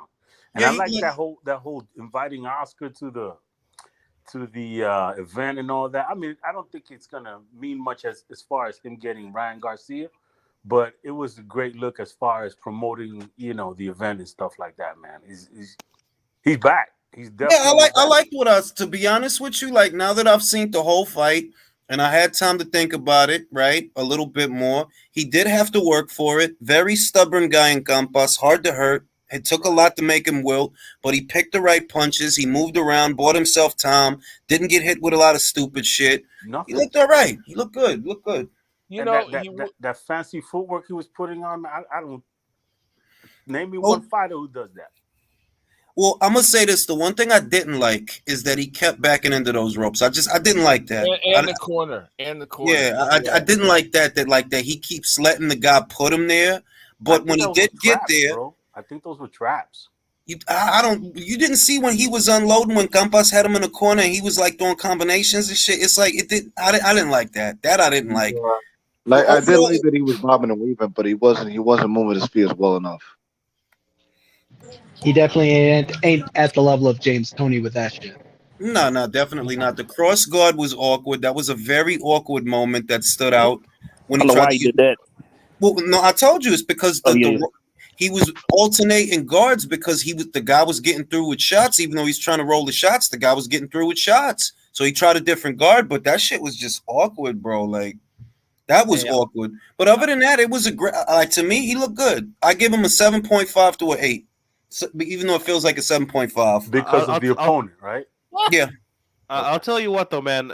For like his comeback fight after like the horrendous loss to Cambosos, he looked really good. But he looked all right. He looked sharp. Like he's starting to look like himself. And more importantly, he got to do a little bit of showboating, which is important because he needs to get his confidence back. That's the main thing we've all been talking about, that he need to get his confidence back to have faith in himself because his head is a bag of cats, or it has been. He's going to have trouble with elite level pressure fighters. Watch. Well, it's his first fight at 40. We know that, you can't ask him for much. Go ahead, Alexis. I think he's going to really put a hurting on Barboza.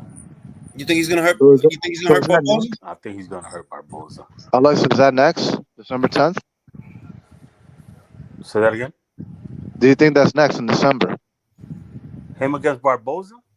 Yeah. Yeah, it's the easiest fight to make.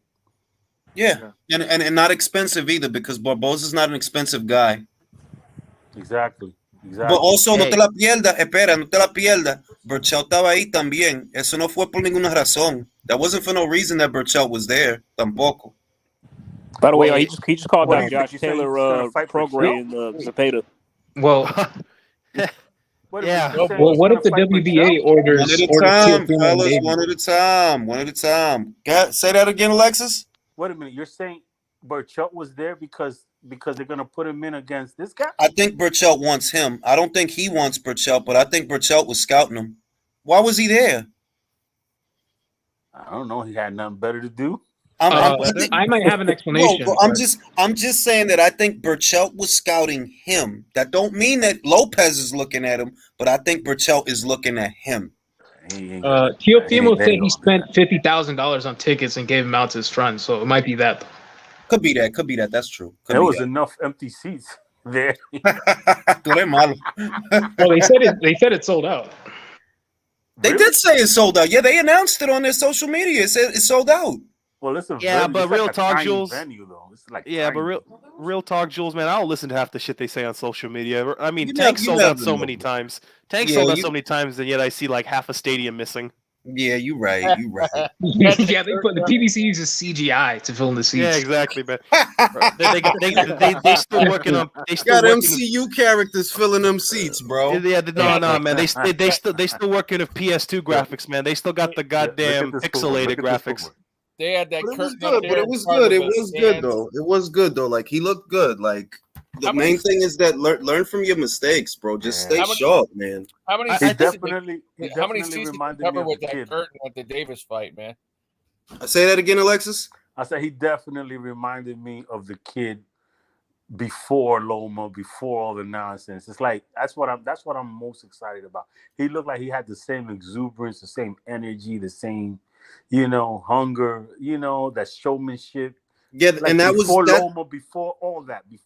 Exactly, and that's what he need to get back to. That was my thing. That I like that he showboated a little because it shows you getting confident, you feel good, you're winning. That's what needed to happen. That's what you need to do. Show that you confident and you winning these fights. And he's back, and I'm happy for him. I want to see the kid do good. I would say though he did make a couple of stupid small mistakes though in that fight, which I mean he'll get better in this division. I think maybe he just didn't expect his like power to not transition so well.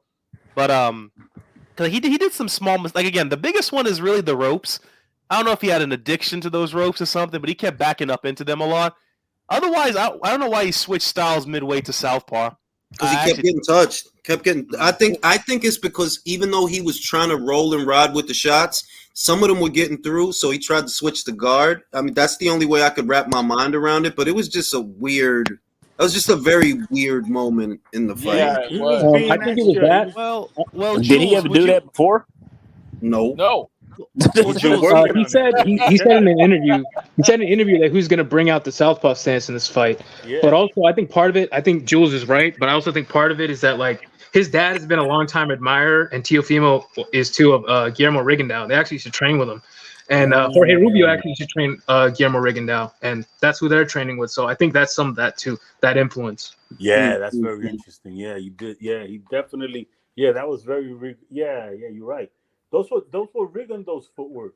As a matter of fact, now that you say that, all that crazy stuff. Yeah, man. He looked good, bro. He looked good. Like, don't over dissect it because remember, it's his first fight at 40. You know, it's his first, and also remember, be mindful of what he was coming from. I was expecting that, you know, I'm not expecting perfection from a guy who had a year like the year he had. But overall, it was good. It was good. Hey, Stayed on his shit. You know what? Let's You run may down you the may division. Let's run you know- down the division. If you don't mind me, Go ahead. posting that. Let's run down the division, and maybe you could do it name by name, and we say what chances he's got to get against different players. Let's say Subriel Matias. He won't. No, es un gato de tiempo, Alexi. Tú sabes eso. Ellos no van a pelear. Yo, you want Teofimo to die, yo. No, but not think he even kills- that. It's you just think it's he just the kills political. Subriel No, Matias? it's just the political shit for me. I'm like, he's not under any threat of bumping into Subriel. Porque mira lo que pasó. Recuérdate que Subriel was supposed to fight Jeremiah Ponce. Y mira lo que pasó. Now he's not even fucking fighting him, bro. So he's no threat to Tio, bro. He's not even in the picture. Let's focus on who is in the picture.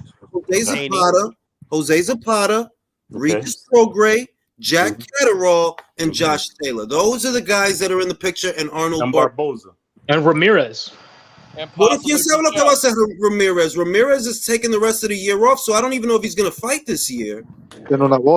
Listen, I think after Barboza, he'll fight Ramirez because they've been going back and forth at each other for like years. También y Ramirez, the winner of Pedraza versus Prograis, right? They have to fight Ramirez after that. That's the deal. That's the situation. So Ramirez maybe isn't gonna fight that fight. you don't think he's going to fight that fight? Nah. Maybe he fights the loser. He's wanted that WBO all along, and I don't think he likes them lefties at all. And he has some kind of le tiene roña a Teofimo Lopez that he might think that he has a better chance of outworking him, of whatever. But I don't think he wants to see Prograis or Cepeda, man. I don't think he wants. No, that he fight. doesn't want Prograis, bro. He's never wanted Prograis, bro. No. Never. So el plan tuyo, what you said is more than likely. Before I go in there with Chong or Prograis, whoever wins, I'll fight Tio, bro. I'll fight Tio. He's a little dude moving up. He's lost before. I'm bigger. I'm more experienced at this weight. He'll opt to fight Tio, and it's a bigger money fight porque Mexico contra Honduras. You know, it's a high profile fight, more of a profile. And Ramirez will get him the Well, bigger. what if the WBA orders that fight with O'Hara Davies? You saw the two belts he had in the ring, right? Yep, no WBA. No WBA. I don't get the sense based on that he's worried about O'Hara. Even though I think he could beat O'Hara Davies, but based on that, I don't get the sense he's going to go that route. No, not at all. Hey, Jules, it's going to be fun. Barboza and him for the vacant WBO strap once this guy moves up. Josh Taylor. But if he move, but is he going to move up, bro? Yeah. He goes up there to fight who, dog? Yeah, he's gonna fight. He's automatically getting a shot at the championship at the WBO. That's what will happen. He's still viable for that. That is. Would you guys? Do you guys see him fighting like Boots or Virgil? No. Nah, None of that shit is gonna happen, bro. He'd get destroyed. I'm sorry, man. But even not. No, you know why he wouldn't get destroyed? Because none of that shit is gonna happen. It ain't gonna happen, bro. Good fight, but the realistic options for Teofimo are Barboza, Ramirez, Zapata, Prograis, Taylor, or Catterall. Anything other than that, we ain't talking reality because none of that other shit. And for Taylor, I wouldn't be surprised if he end up fighting Florian fucking Marku on Sky. Like, bro, he got no options at 46. Good fight. Hell, you see, that sucks ass because fucking what's his name? Taylor's a beast, man. It's a damn shame. Yeah. So, you know what? You know who I don't hear people talking about, and that dude is nasty. Maybe he's too young in the game yet, but that cat named Lindolfo Delgado. Oh, I heard about that kid. Nice, yeah. Hey, They're not talking about him right now. They're not right now. He ain't made a splash yet, but he has a ceiling. Hey, Jules, do you think that Taylor's gonna fight Catterall, or do you think he's gonna have to do that? Nah, he'll probably vacate. I mean, like, look, the Catterall fight isn't just a fight; it's a money fight now because of the controversy. It's a money fight now. So what are you gonna do? You gonna fight this random Argentinian guy, or are you gonna get this money? Right. And Plus, I think there is an issue of pride in the Catterall fight.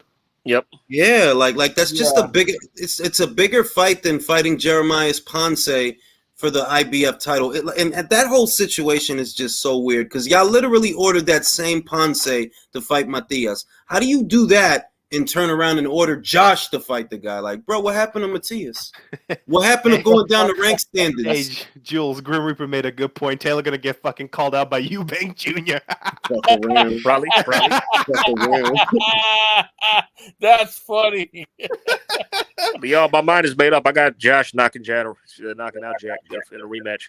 Yeah, me too. That's how I have that shit. Like Jack, to me, you just got lucky, bro. Because I think deep down, Josh knows that he lost, but he just won't come out in a minute, and he has to get that back. He's got to rectify that. Yo, I think the Catterall thing, people saying Catterall like is going to win and shit, is the same people. It's like people want the top guy to lose so badly. Like they always really, like, for example, like people like Taylor could be like the best career of all time, and yet if they see like one performance where he's caught momentarily slipping, they fucking latch onto like parasites. It's like, oh yeah, but what about this time? And they all they in every weight class there's always the same shit that happens. People always try to discredit the top dog. They build you up to tear you down, bro. Well, it's the same shit with the Crawford fight, man. Like people, I've seen so many people bashing Crawford's career in like the past year, which it's like I thought you guys want to build up this fight. Why y'all gonna try to call him dog shit, and then you know what I'm trying to get? And now at? it's the greatest fucking fight ever. The guy who you've been trashing for 4 fucking years. Oh, now this is the most important fight ever. It's the same shit. It's the same shit with Dillian White. He was called all types of garbage until the fight happened. Then it's like, oh yeah, he's like one of the best people of all time. Oh my God, this is one of the most career-defining wins in the history of defining careers. I mean, yeah. It wasn't only until Tyson Fury knocked him out that it became, oh yeah, it was the greatest win. But before that, now on that note, gentlemen, you do realize that I'm old and I'm going to sleep. Yeah, good night, man. Julius, before you go, did you see Mikaela Miller and Butch? They were on screen? Were they? I did not see them. No, I didn't see them. That's why I'm like, the whoever that Mikaela person was, they said that was. I don't know, bro. I don't know, man. I don't know. They could. Ginny was with him. Whoever Ginny is, I don't know. That's Virginia Fuchs. That's her buddy, but.